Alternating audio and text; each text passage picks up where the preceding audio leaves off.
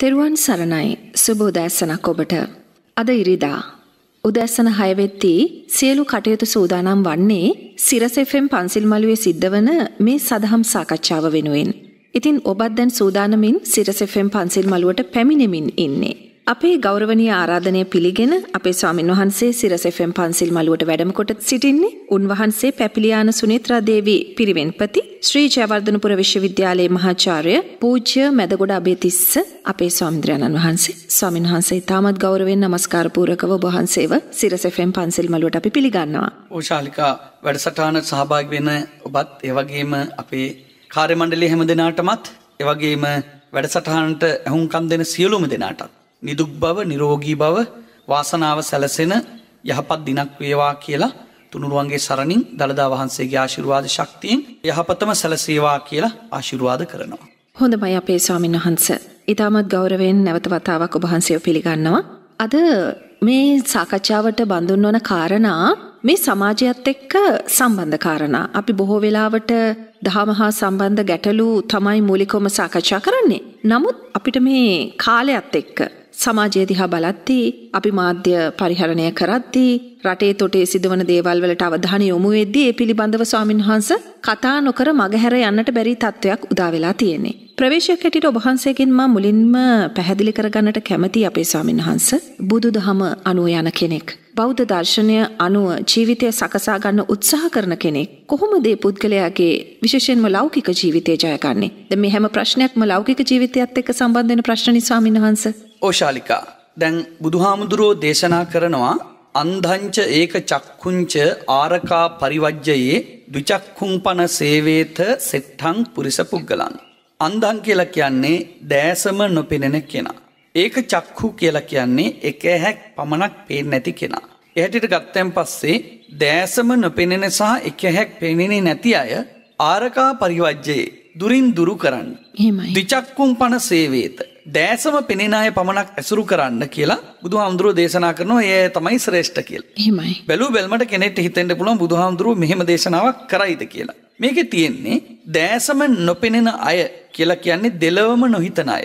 සමහරු ඉන්නවා මෙලවට වැඩකුත් නැහැ, පරලොවට වැඩකුත් නැහැ. මෙලව පරලොව දෙලවම නොහිතන උදවිය අන්ධ කියලා කියනවා. එහෙමයි. ඒක චක්ඛු කියලා කියන්නේ එක ඇහැක් පමණක් පේන්නේ නැහැ කියන එකයි. ඒකේ අර්ථය එක්කෝ මෙලව ගැන විතරයි ඔවුන් හිතන්නේ, එක්කෝ පරලොව ගැන විතරයි ඔවුන් හිතන්නේ. ඒ නිසා බුදුහාමුදුරුවෝ දේශනා කරනවා මේ මෙලව පරලොව දෙකින් එකක් හරි අතාරිනවා නම් ඒ අයට ඒක චක්කු කියලා කියන්නේ. ඒ අයත් ගැලපෙන්නේ නැහැ. ඒ නිසා ද්විචක්කුම්පන සේවේත දැසම පේන අය තමයි ඇසුරු කරන්න කියලා කියන්නේ. දැසම පේන අය කියලා කියන්නේ මෙලවත් පරලවත් අයිහලෞකික පාරලෞකික දෙලොවම යහපත සලසා ගන්නා උදවිය. බෞද්ධයෝ කියලා කියන්නේ කිසි විටකත් පරලොව සැපයක් සඳහා මෙලව අප කරන අය නෙමෙයි. ඒ අය මෙලව පරලොව දෙකම යහපත් කොට ගන්නා පිරිසක්. එතනදී බුදුහාමුදුරුවෝ විශේෂයෙන් ගිහි ජනතාව ගැන කතා කරද්දී ගිහි විනයක් කියලා එකක් දේශනා කරනවා. මේ ගිහි විනයේදී ඔවුන්ගේ ජීවිතය සකස් කරගන්න අවශ්‍ය කරන මංගල කරුණු මංගල සූත්‍රයේ තියෙනවා.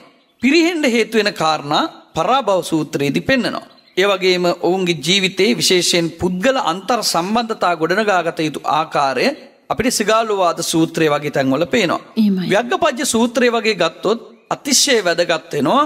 කෙනෙකුගේ ජීවිතේ කොහොමද ඔබට මම නිකන් කියන්නම් ශාලිකා එක තැනක තියෙනවා අජද්දු මාරික වෙන්නත් එපා උදුම්බරකාදික වෙන්නත් එපා. අජද්දු මාරික කියන්නේ නොකා මැරෙනවට. උදුම්බරකාදික කියන්නේ අතු කඩා ගෙඩි කනවට. දැන් අතු කඩලා ගෙඩි කෑවොත් ඊළඟට ගෙඩි හැදෙන්න අතු නැති වෙනවා. ඒ නිසා එහෙම කරන්න එපා. ඒ කියන්නේ ක්‍රෙඩිට් කාඩ් එකෙන් ලබන මාසේ පඩිය මේ මාසේ ඉවර කරගන්නත් එපා. එහෙමයි. ඒ වගේම තමයි නොකා මැරෙන්න එපා කියන්නේ තියෙන එකවත් භුක්ති විඳින්නේ නැතුව කුසගින්නේ ජීවත් වෙලා අඳින්නේ පළඳින්නේ නැතුව ජීවත් වෙලා ඒ විදිහට කටයුතු කරන්නත් එපා. ඒ නිසා ඔහුගේ ජීවිතය ඉතා සමබර ජීවිතයක් බවට පත් කරගන්න ඕනේ.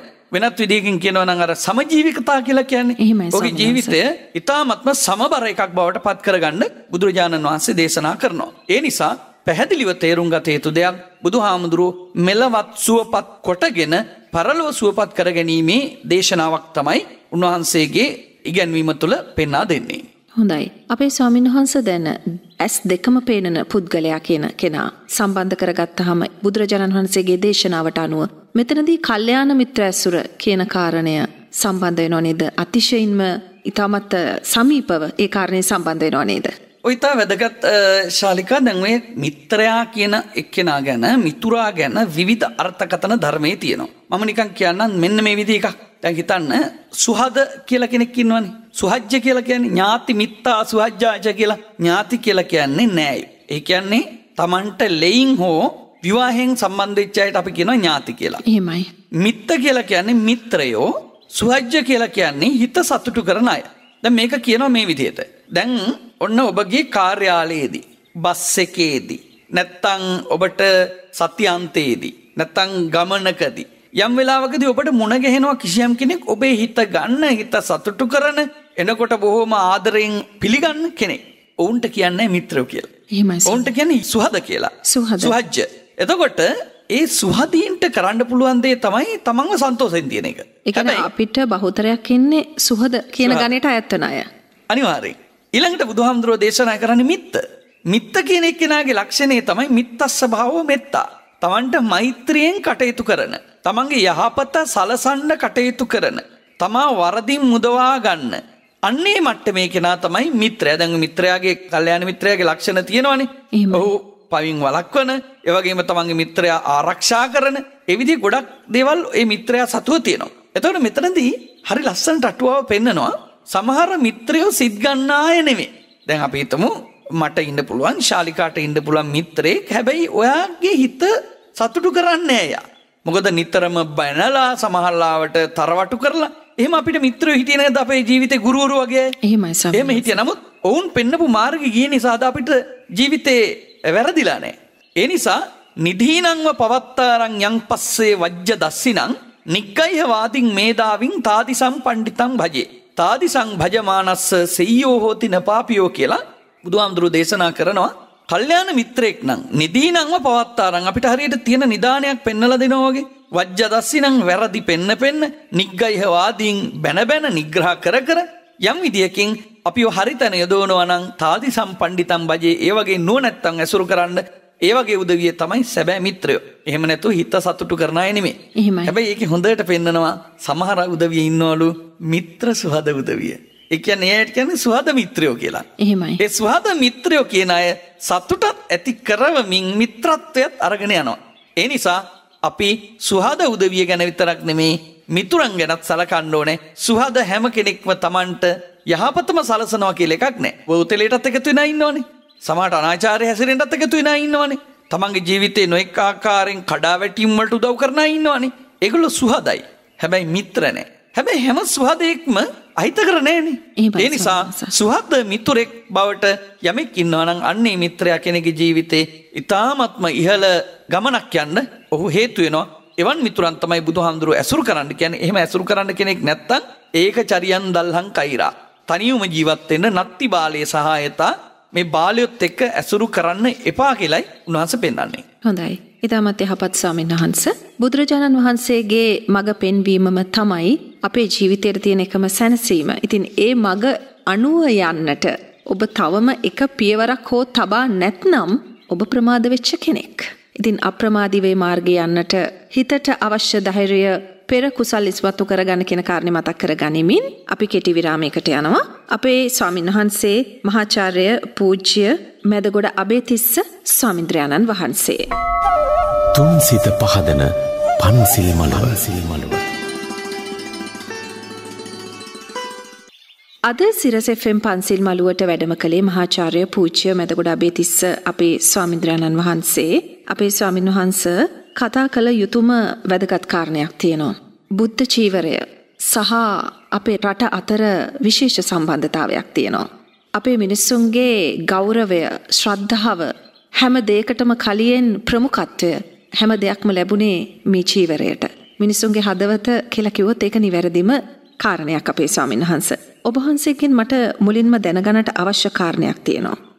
මැල්කම් රංජිත් පියතුමා පවා වරක සඳහන් කරනවා බෞද්ධ පදනමක් මත සියල්ල පැවතීමේ තියෙනා වූ වැදගත්කම, ඒ වටපිටාවේ තියෙන අවශ්‍යතාවය, අන්‍ය ආගමික ප්‍රධාන පූජකවරයෙකුවත් එය ඔහු සඳහන් කරනවා.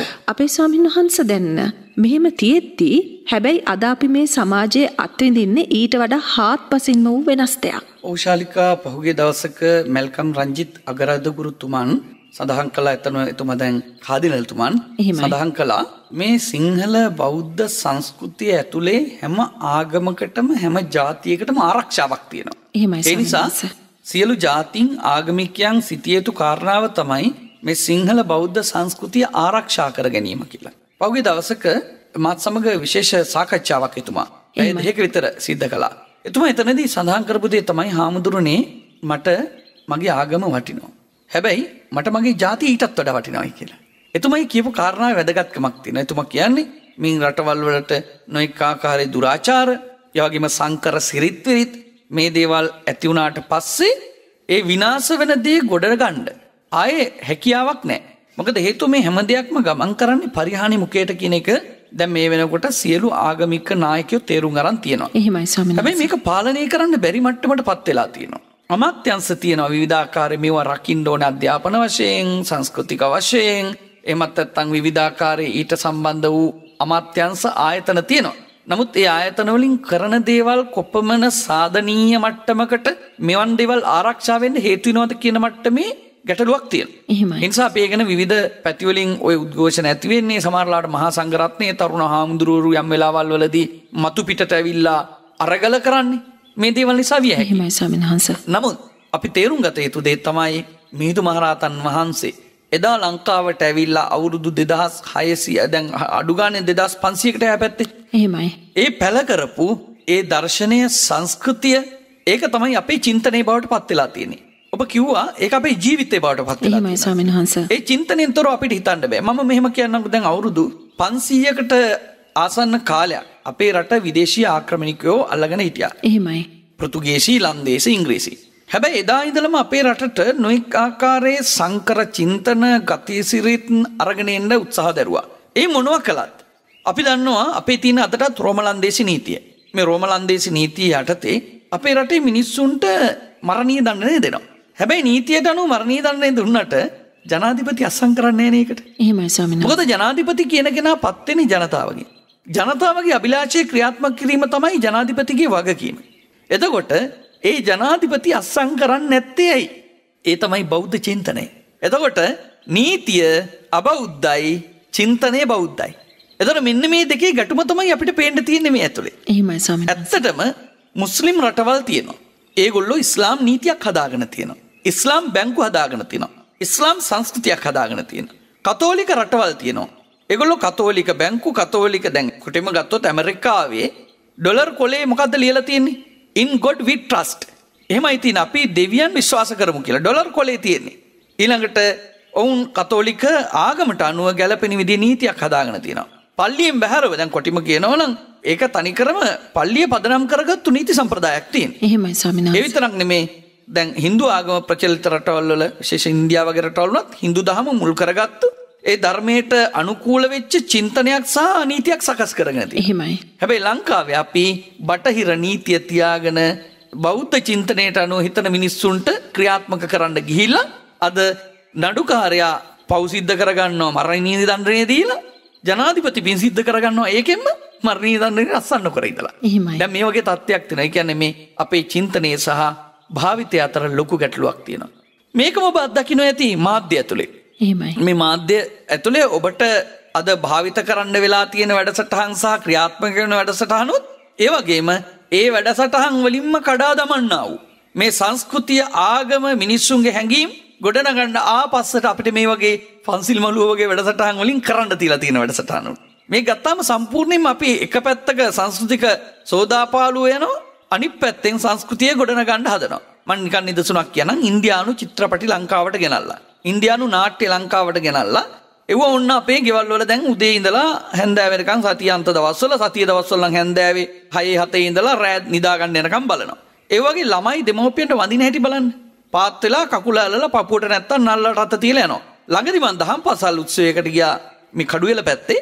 ඒ දහම් පාසල් උත්සවයට ගිය වෙලාවේ මට ඇවිල්ලා ඒ ළමෙක් වඳිනකොටත් පාත් වෙලා නල්ලට අත තිබ්බා. මම ඒ දරුවට පැහැදිලි කළා එහෙම කරන සිරිතක් අපේනේ මම උත්සවයේදීත් කතාව කිව්වා. එහෙමයි ස්වාමීන් වහන්සේ. ඒ தත්ත්වයට අදපත් වෙලා තියෙනවා. එතකොට අපි දැනගත යුතුයි දැන් චීන ජාතිකයෝ චීනෙක් නිර්මාණය කරගන්නවා ක්‍රමානුකූලව. ඉන්දියානුකාරයෝ ඉන්දියන් කාර්යයක් හදනවා ක්‍රමානුකූලව පාසලේ අධ්‍යාපනය ඔවුන්ගේ චිත්‍රපටි ඔවුන්ගේ සියල්ල යොමු වෙන්නේ හැබැයි ඉන්දියන් කාර්යය හදන්න. ජපන් මිනිස්සු හැබැයි ජපනෙක් නිර්මාණය කරන අවසාන වෙනකොට. හැබැයි අපිට අපේ දර්ශනයක් මත පදනම් වෙච්ච අපේ චින්තනය මත පදනම් වෙච්ච අපේ සංස්කෘතිය මත පදනම් වෙච්ච එක දරුවෙක් නිර්මාණය කිරීමේ වැඩපිළිවෙලක් අපේ තියෙනවා. එහෙම එකක් නැහැ. අපි අධ්‍යාපනයේ අයාලේ ගිහිල්ලා ඒ වගේම අපේ දහම් පාසල් දවස් වලට අපි දන්නවා ලංකාවේ ටියුෂන් පන්ති සිද්ධ වෙනවා. පොයේ දවසේ විවිධ පන්ති සිද්ධ වෙනවා. ඒ හැටියට ගත්තයින් පස්සේ අපි නමට බුද්ධ ආගම කියලා දාගෙන එහෙමත් නැත්නම් නමට බුද්ධ ආගමට විශේෂතාවය දෙනවයි කියලා සලකගෙන ඊළඟ වගන්තියේ තියෙනවා දැන් අපි හිතමු දැන් බුදුදහමට ප්‍රමුඛතාව හිමිවන්නේය කියලා එක වගන්තියකින් කියන අතරේ අනිත් වගන්තියෙන් කියනවා සියලු ආගම් වලට සමතන ලැබෙන්නේය කියලා. ඉතින් අන්නේ වගේ විකෘති ප්‍රකාශ සහිත ව්‍යවස්ථාවක් හදාගෙන අපි මේ මොකක්ද කරන්න කියලා අපිට හිතාගන්න බෑ ශාලිකා. එහෙමයි. ඉතින් ඔබ වහන්සේ කිව්වා වගේ નિયમિત දර්ශනයක්, નિયમિત මානයක් නොපෙනෙන රටක ඉදිරි අනාගතය බාර ගන්නා දරුවන්ට කුමක් වේවිද කියන ප්‍රශ්නේ අපිට තියෙනවා ස්වාමීන් වහන්සේ. දැන් ඒකට ආසන්නතම උදාහරණයක් අපි දැක්ක පහුගිය දවසේ සමාජ මාධ්‍යයන් තුලින් සංසරණය වෙනවා අපේ ස්වාමීන් වහන්සේගෙන් මම අහන්න ඕනි කියලා මේ ප්‍රශ්නය සූදානම් කරගත්තා. මට අවස්ථාව දෙන්න අපේ ස්වාමීන් වහන්සේ මේ විරාමයෙන් අනතුරේ ප්‍රශ්නය ඔබ වහන්සේට යොමු කරන්න. හොඳයි. තුන් සිත පහදන පන්සිල් මළුව. මහාචාර්ය පූජ්‍ය මැදගොඩ අපේතිස්ස අපේ ස්වාමීන් වහන්සේ සිරස FM පන්සිල් මළුවට වැඩම කළේ. අපේ ස්වාමීන් වහන්සේ අපි සෑම වැඩකටම කලින් තෙරුවන් සිහි කරා. බුද්ධ රත්නය, ධම්ම රත්නය, සංඝ රත්නය අපේ මිනිසුන්ට මාණික්‍ය තුනක් ඇතනම් මෙලොව තුල ඒ මාණික්‍ය තුන වූයේ බුද්ධ, ධම්ම, සංඝ කියන රත්නයන් තුන. අපි මෑත කාලීනව දකිනවා එක්තරා පාසලක තෙරුවන් සමාදන් නොකොට යම් කිසි වැඩ කටයුත්තකට මුල පුරනවා. එතනදී ඊටමත් වේදනාවෙන් ස්වාමීන් වහන්සේ නමක් කතා කරනවා. අපි පැය ගාණක් මෙතනට වැඩම කරට හිටියා. නමුත් තෙරුවන් සමාදන් නොකොට මට මතක නැහැ කුමක් හෝ ගාතාවක් සජ්ජායනා කොට පමණක් මෙය ආරම්භ කරන්න යනුවෙන් යම් යම් අංශවලින් මේ ස්වාමීන් වහන්සේලාට මතක් කිරීම කෙරෙනවා. ඔව් මම ඒ සිද්ධිය දැක්කා ශාලිකා. එහෙමයි ස්වාමීන් වහන්සේ. සඳහන් කරන සිද්ධිය කියන්නම් පහුගිය දවසක පාසලක ගොඩනැගිල්ලක් විවෘත කිරීම සඳහා තිබුණු උත්සවයක්. එහෙමයි. ඒ උත්සවයේ වෙලාවේදී භික්ෂුන් වහන්සේ නමක් එතෙන්ට වැඩම කරලා හිටියත් උන්වහන්සේ පිළි අරගෙන තිබුණේ නැහැ මහා සංඝරත්නයෙන් අවසරයි කියන දේ කියලා තිබුණේ නැහැ. ඒ ගැන විදුහල්පතිතුමා සඳහන් කළා තිබුණා ඒක මාතින් වෙච්ච වැරද්දක් කියලා. ඒක වැරද්දක් හැටියට දාමුකෝ. ඊළඟට කිව්වා මේ තෙරුවන් සරණ ගිහිල්ලා පන්සිල් සමාදන් කරවීම සිද්ධ කරලා තිබුණේ නැහැ. ඒක කියලා තිබුණේ වැඩසටහනට ඉඩමදි කියලා.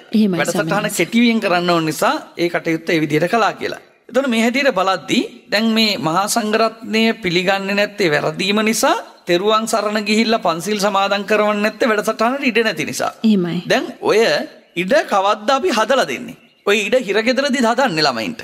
එනතම් ඔය ඉඩ අපි ළමයින්ට හදන්නේ සමාජ අපරාධ කරලා අපරාධකාරයෝ බිහි කරලාද? ඒ නිසා අපි තේරුම් ගන්න ඕනේ බෞද්ධයන් බහුතරයක් ඉන්න පාසලක ඒ කටයුතු සිද්ධ කරනකොට ඒ දරුවන් ආගම සිහි කරලා ඒ කටයුතු කරනවා නම් ඒක ඉතාමත් වැදගත්. ඒ වෙලාවේදී හාමුදුරුවෝ අහලා තිබුණා මොකක්ද අපි මේ වෙනුවෙන් කරන්න ඕනේ කියලා වැඩසටහනට ආපු වෙලාවේ. ඒ වෙලාවේ කියලා තියෙන විවෘත කරන වෙලාවේ බෞද්ධ සබ්බ මංගලම් විතරක් කිව්වම ඇති කියලා. එහෙමයි ස්වාමීන් වහන්සේ. ඔබට මතකයි ශාලිකා වැඩසටහන. ඒ නිසා ඒ தත්ත්වයට අපි වැටිලා තියෙනවා. මේක තමයි කියන්නේ බුදුහාමුදුරෝ අසාරේ සාර මතිනෝ සාරේ චාසාර දස්සිනෝ තේ සාරං නාදි ගච්ඡanti මිච්ඡා සංකප්ප ගෝචරා. අසාරේ සාර මතිනෝ දැන් ඇමතිවරුන්ගේ කතා, മന്ത്രിවරුන්ගේ කතා, එක එක්කෙනාගේ කතා සරු දේවල්. ඒවට નિසරු දේවල් වලට සරුයි කියලා කියනවා. සාරේ චාසාර දස්සිනෝ කෙනෙකුගේ ජීවිතයේ හදන තුනුරුවන් සරණ ගිහිල්ලා පන්සිල් ගන්න එක අසාර දෙයක් හැටියට සලකනවා.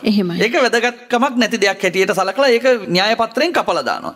තේ සාරං නාදි ගච්ඡanti. මෙහෙම උදවිය සාරේ ගන්නෙ නෑ, යහපත දකින්නේ නෑ. මොකක් නිසාද? මිච්ඡා සංකප්ප ගෝචරා. මිත්‍යා සංකල්ප වලට ගොදුරු වෙලා තියෙන නිසා. ඒ නිසා බුදුහාමුදුරුවෝ පෙන්වන්නේ සාරංච සාරතෝ ඤත්වා. සාරවත්දී සාර හැටියට දැකලා, අසාරංච අසාරතෝ අසාරවත්දී අසාර හැටියට දැකලා යම් කෙනෙක් කටයුතු කරනවා නම් අන්න එයා තමයි සම්මා සංකප්ප ගෝචරා, සම්මා සංකල්ප වලට ගොදුරු වෙච්ච යහපත දකින පුද්ගලයා. එහෙමයි. එතකොට ස්වාමීන් වහන්සේ දැන් තවත් කාරණයක් අපිට මෙතනදී ඉස්මතු කරගන්නට අවශ්‍යයි. මම කැමති ඔබ වහන්සේගේ මේ ත්‍රිපිටකයේ සඳහන් වන තවත් කාරණාවක් ඉස්මතු කරගන්න ඔබ වහන්සේගෙන්. බුදුරජාණන් වහන්සේ මේ කාරණය දැක්කද? දැන් කාසාය කණ්ඨක දක්වා යන යුගයක අපි මේ ඉන්නේ. එතකොට මහා සංඝරත්නයට මේ ලැබෙන තැන මේ රට තුල බෞද්ධ ධර්මය ස්ථාපිතව පවතින රට තුල මෙන්න මේ කාරණා පිළිබඳවත් උන්වහන්සේ දේශනා කළාද අපේ ස්වාමීන් වහන්සේ? ඇත්ත වශයෙන්ම අපි දැකලා තියෙනවා මෑත යුගයේ විශේෂයෙන් මේ වසර 15ක 20ක වගේ කාලයක් ඇතුළත ක්‍රමානුකූලව අපේ රටේ භික්ෂුන් වහන්සේලා යම් යම් අනවශ්‍ය දේවල් වලට මැදිහත් කරගැනීමේ වැඩසටහනක් වැඩ පිළිවෙලක් යම් උදවියගේ තියෙනවා. එහෙමයි. ඒ නිසාම මේ භික්ෂුන් වහන්සේලාගේ ගෞරවය බරපතල ලෙස පරිහානියට ගිහිල්ලා තියෙනවා. මොකද බුදුහාමුදුරු දේශනා කරනවා මහණෙනි සකේ පෙත්ති විශේ චරయ్య සකීය පියාගේ විශේ සැරිසරනවා නම් භික්ෂුන් වහන්සේලා න ලච්ඡති මාරෝ ඕතාරං මාරයාට බැස ගැනීමක් ලැබෙන්නේ නැහැ. හැබැයි තමන්ගේ පිතෘ විශේ ඉක්මවා යනවා නම් භික්ෂුන් වහන්සේලා පිතෘ විශේ කියලා කියන්නේ බුදුහාමුදුරන්ගේ විශේ. බුදුහාමුදුරන්ගේ ශේස්ත්‍රය. විශේ කියන එක ෆීල්ඩ් එක. ෆීල්ඩ් එක කියන එක. එතකොට බුදුහාමුදුරන්ගේ ෆීල්ඩ් එකෙන් එහා ගියොත් තමයි එයාට සරණක් ලැබෙන්නේ නැත්තේ කියලා බුදුහාමුදුරුව පැහැදිලිවම දේශනා කරලා තියෙනවා. එතකොට ඔබ දකින්න ඇති එක අවස්ථාවක දේශපාලන පක්ෂයක් හදාගෙන අපේ යම් පිරිසක් මේ භික්ෂුන් වහන්සේලාත් ඇදගෙන දේශපාලනයට ආවා.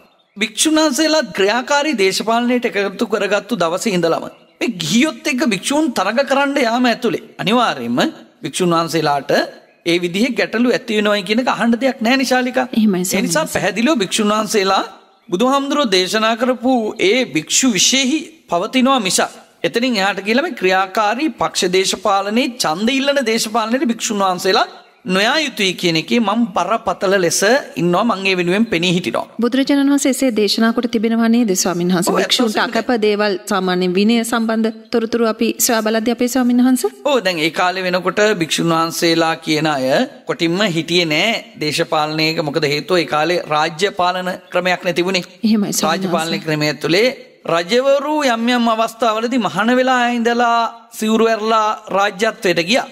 ඒ කියන්නේ යම් අවස්ථාවලදී රජවරු රැක ගන්න ඕන වුණාම කුමාරවරු රැක ගන්න ඕන වුණාම අපිට පේනවා අපේ ඉතිහාසය ඇතුළේ වෙනවත් ඔවුන් සිවුර පොරවලා තියාගෙන හිටිය හැටි.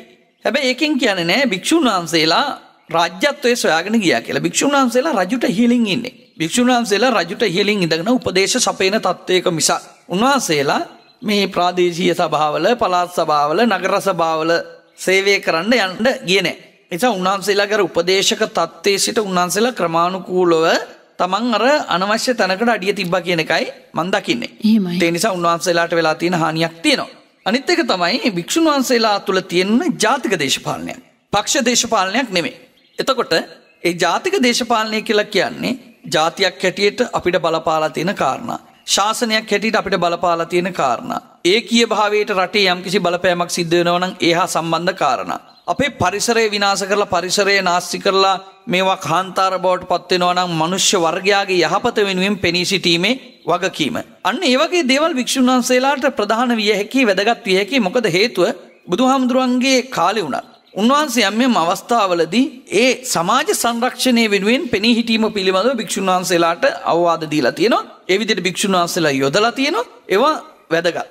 හැබැයි ඊට එහා ගිහිල්ලා මේ මිනිස්සු කුලල් කා ගන්න ඔවුනුන් අතර මාරාන්තික සටනක නියැලෙන මේ දේශපාලනය ඇතුළේ භික්ෂුන් වහන්සේලා පාක්ෂිකයන් හැටියට පක්ෂ දේශපාලනය ඇතුළේ ක්‍රියාදාරයන් හැටියට කටයුතු කරනවා නම් අන්න එතන අනිත් සමස්තයේම උන්වහන්සේලා අපවාදයට එහෙමත් නැත්නම් කලකිරීමට ලක් වෙන හේතු ඇති වෙනවා. ඒ නිසා මම යෝජනා කරන්නේ පළවෙනි දේ තමයි අපි භික්ෂුන් වහන්සේලා හැටියට අපේ පැත්ත ආරක්ෂා කරගත යුතුයි කියන එක. හැබැයි ඒකෙන් කියන්නේ නැහැ අනිත් පැත්තේ දෝෂයක් නැත කියලා.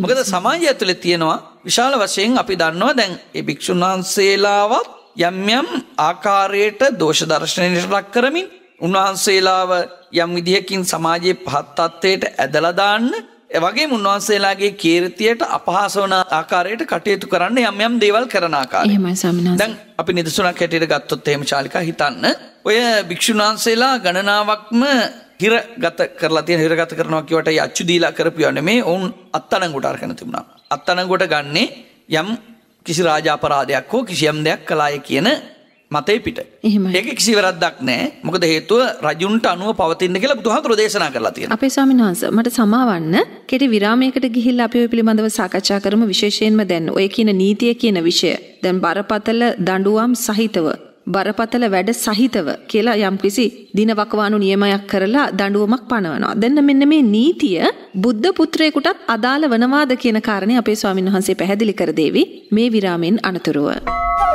තුන් සිත පහදන පන්සිල් මළුව. අද සිරස FM පන්සිල් මළුවට අපි තාමත් ගෞරවයෙන් ආරාධනා කළා මහාචාර්ය පූජ්‍ය මැදගොඩ අබේතිස්ස අපේ ස්වාමීන්ද්‍රයන්න් වහන්සේ. අපේ ස්වාමීන් වහන්සේ දැන් අපි නැවතත් සාකච්ඡාවට සම්බන්ධ වෙමු. රටක පවත්නා නීතිය සම්බන්ධව ඊට භික්ෂූන් වහන්සේලා අනුගත වීම කියන කාරණය කොහොමද බුදුරජාණන් වහන්සේ අපිට පැහැදිලි කොට දී තිබෙන්නේ? ඇත්තටම ශාලිකා මේ කතාව අහගෙන ඉන්නකොට කෙනෙක් හිතයි අපි මෙතෙක් කල මොනවද කරේ කියලා.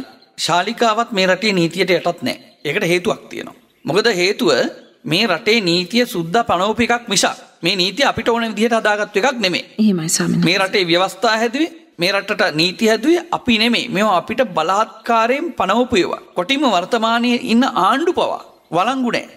හිටිය ආණ්ඩු පවා වළංගු නැහැ. ඊළඟට එන ආණ්ඩු පවා වළංගු නැහැ.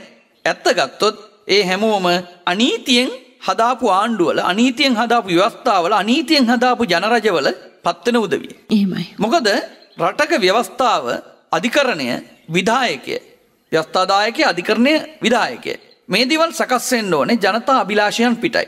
එතකොට මේක එන්න ඕන යට ඉඳලා උඩටයි. උඩ ඉඳලා යටට නෙමෙයි. මේ අපිට ආපු සියලු දේවල් ආවේ උඩ ඉඳලා යටටයි. එහෙමයි. ඒ කියන්නේ අපිව පාලනය කරන්න ආපු අපිව අල්ලගත්තු බලෙන් අල්ලගත්තු කණ්ඩායම් වල. ශාලිකා ඔබ හිතන්න කවුරු හරි ඔබේ ගෙදර වට කරනවා. වට කරලා ඕගොල්ලන්ට අත්උස්සන්න කියනවා. අත්උස්සන්න කියලා ඕගොල්ලෝ යටත් කරගෙන ඕගොල්ලන්ගේ ගෙදර නීති පනවලා ඒගොල්ලෝ යම් කාලයක් පාලනය කරනවා.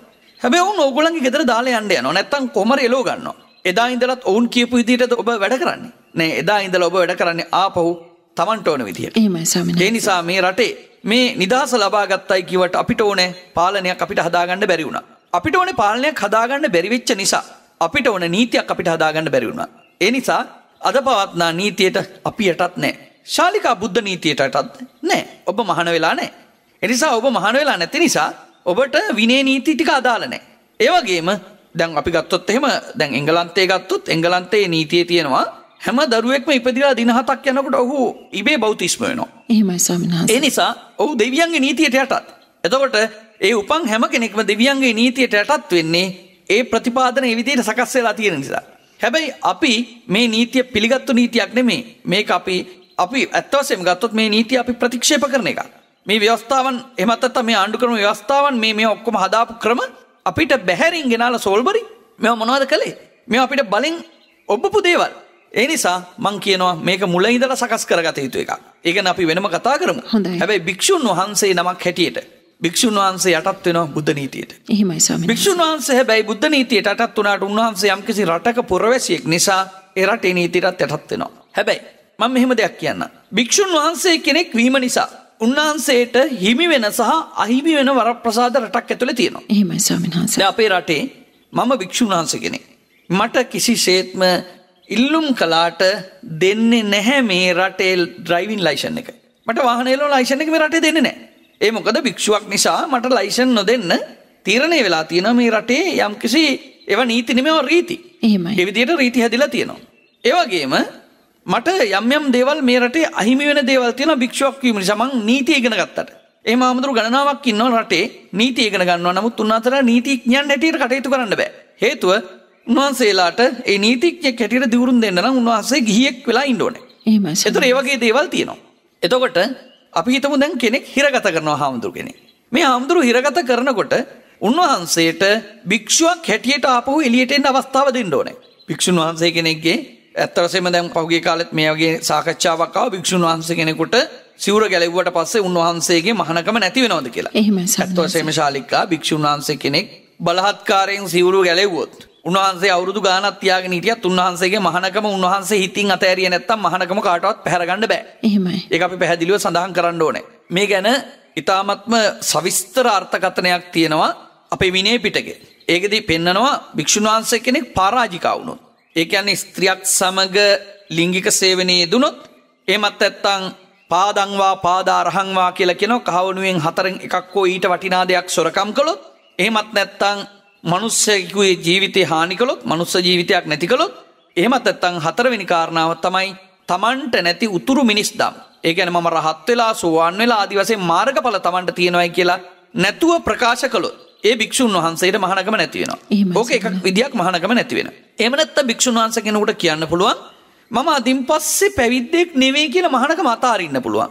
ඕකට තියෙන්නේ දුබ්බල්ලෙන් අනාවිකත්වා කියලා කියන තමන්ගේ මහානකම මට බෑ මෙතනින් එහාට පවත්වන්න කියලා ඌ මහානකම ප්‍රතික්ෂේප කරනවා. එහෙම කළත් මහානකම නැති වෙනවා. එහෙම නැතුව කෙනෙක් දැන් අපි ඒ සාමාන්‍ය අදහසට කියනවා කෙනෙක් සිවුරු අතහැරලා ඉන්නේ නැහැ දින 7ක් ගියන් පස්සේ නිසගී වෙනවා. ඒක පරාජිකාවක් නෙමෙයි මහානකමෙන් පෙරදීමක් නෙමෙයි.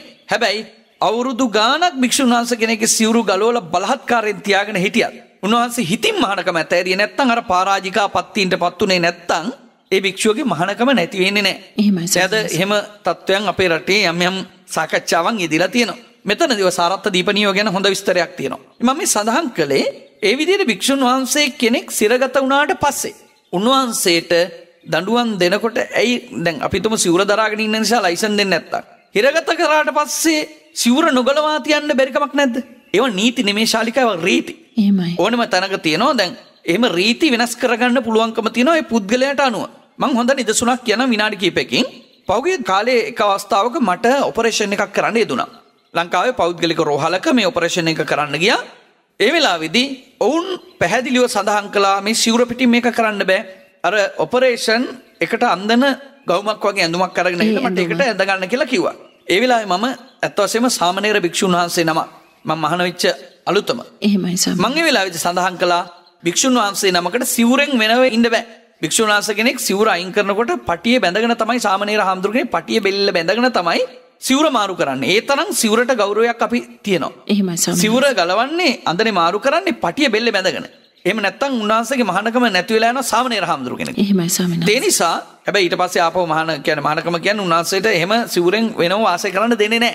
නමුත් උන්වහන්සේට පුළුවන්කම තියෙනවා සිවුර එමෙතත් ඒක කියන්නේ භික්ෂු ලිංගය කියලානේ. භික්ෂුවක් අඳුනා ගන්න කාරණා. ඒක පවතින්න ඕනේ. මම ඒ නිසා කිව්වා මේක මට අඳින්න බෑ කියලා. ඒ කිව්වා නම් ඔපරේෂන් එක කරන්න බෑ කියලා. මම කිව්වා කමක් නැහැ. ඔපරේෂන් එක නොකරොත් නැති වෙන්නේ මට ජීවිතේ විතරයි. හැබැයි උනාට මට මෙහෙම වුණොත් මට මහානකමක් නැති වෙනවා කියලා මම කිව්වන් පස්සේ ඒගොල්ලෝ කිව්වා එහෙනම් අපි විකල්පයක් දෙන්නම් හාමුදුරන්ට. ඒ තමයි අද ඔපරේෂන් එක කරන්නේ. හෙට අපි ඔපරේෂන් එක කරන්නම්. හාමුදුරන්ගේ සිවුරු කට්ටලයක් අපිට දෙන්න. ඒක ජීවාණුහරණය කරලා ගන්නම් කියලා. එහෙමයි. ප්‍රශ්නේ තිබිලා තියෙන්නේ ජීවාණුහරණය කිරීමනේ. එහෙමයි. ඒතර ජීවාණුහරණය කරන්න පුළුවන් නේ අනිත් රෙදි වගේම සිවුරුත්. ඒ නිසා යම් අවස්ථාවලදී ඒ වගේ අපි සාධනීය ලෙස මේවා දිහා බලන්න ඕනේ. විකල්ප අපි සොයා ගන්න ඕනේ. ඒ නිසා මම යෝජනා කරනවා මේ හිරගත කිරීමකදී භික්ෂුන් වහන්සේ කෙනෙක් රටේ නීතියට අනුව වැරද්දක් නම් ඒ හිරගත කරන භික්ෂුන් වහන්සේ පත් වෙලා තියෙන ඇවත දිහා බලන්න ඕනේ. එහෙමයි ස්වාමීන් දැන් අපි හිතමු දැන් පහුගිය කාලේ සිද්ධ වෙච්ච සිද්ධිය මොකද්ද? එක් කාන්තාවකට බැනවැදීම. බැනවැදීමට පාලියෙන් කියන්නේ ඕමසවාදේ. ඕමසවාදේ පාචිත්‍යයන් කියලා තියෙන්නේ. බැනවැදීමක් කියන එක පචිතිය වැතක්. ඒ කියන්නේ ගහකින් මලක් කැඩුවත්, පැලයක් ඉගිල්ලුවත්, අත්තක් කැපුවත් එමත් නැත්නම් භික්ෂුන් වහන්සේ කෙනෙක් හිටගෙන මූත්‍රා කළා උන්වහන්සේට ඇවත වෙනවා. ඒ නිසා භික්ෂුන් වහන්සේලාට තියෙන සුළු ඇවත් අතර එකක් තමයි ඒක. හැබැයි ඒ සුළු ඇවතකට උන්වහන්සේ සිරගත කළාම උන්වහන්සේගේ සිවුරම ගලවලා දාන්න කවුද ඉදිරිපත් වෙන්නේ? ඒක මොනතරම් අපරාධයක්ද මොනතරම් පාප කර්මයක්ද? ඒ නිසා එතනදී විය යුතු දේ නම් ඒ වගේ අවස්ථාවක මහානායක හාමුදුරු විමසන්න ඕනේ. ඒ අදාළ පාර්ශ්වයේ නිකායේ මහානායක හාමුදුරු විමසන්න ඕනේ. අඩු ගානේ බෞද්ධ කටයුතු දෙපාර්තමේන්තුවෙන් හරි විමසන්න ඕනේ මේකට ගන්න ඕන ක්‍රියාමාර්ගය මොකක්ද කියලා. එහෙමයි. එතකොට නිත්‍ය අනුකූලව හිරේ ඉන්නෝ. හිරේ ගිය ගමන් සිවුර ගලවන්න දඟලන්න ඕනේ නේ. අරකින් විමසලා අහලා උන්වහන්සේ මහානකම නැති වෙන වැරද්දක් කරලා තියෙනවා නම් සිවුර ගලවන්න පුළුවන්. ඒක භික්ෂුන් වහන්සේලාගේ නියමයෙන් වෙන්න ඕන එකක්. ඒකත් වෙන කවුරුවත් කරන්න ඕන දෙයක් නෙමෙයි. ඒක ප්‍රශ්නයක් නෙමෙයි. එහෙම උදවිය හිටියා මම දැක්ක පහුගිය කාලේ ස්ත්‍රී දූෂණ කරලා ළමා අපචාර කරලා යම් උදවිය හිරගත වෙලා තිබුණා. හොරකම් කරලා යම් කිසි කෙනෙක්. මොකද භික්ෂුවක් වෙන්නේ මේ ගිහි සමාජයෙන් එන කෙනෙක්නේ.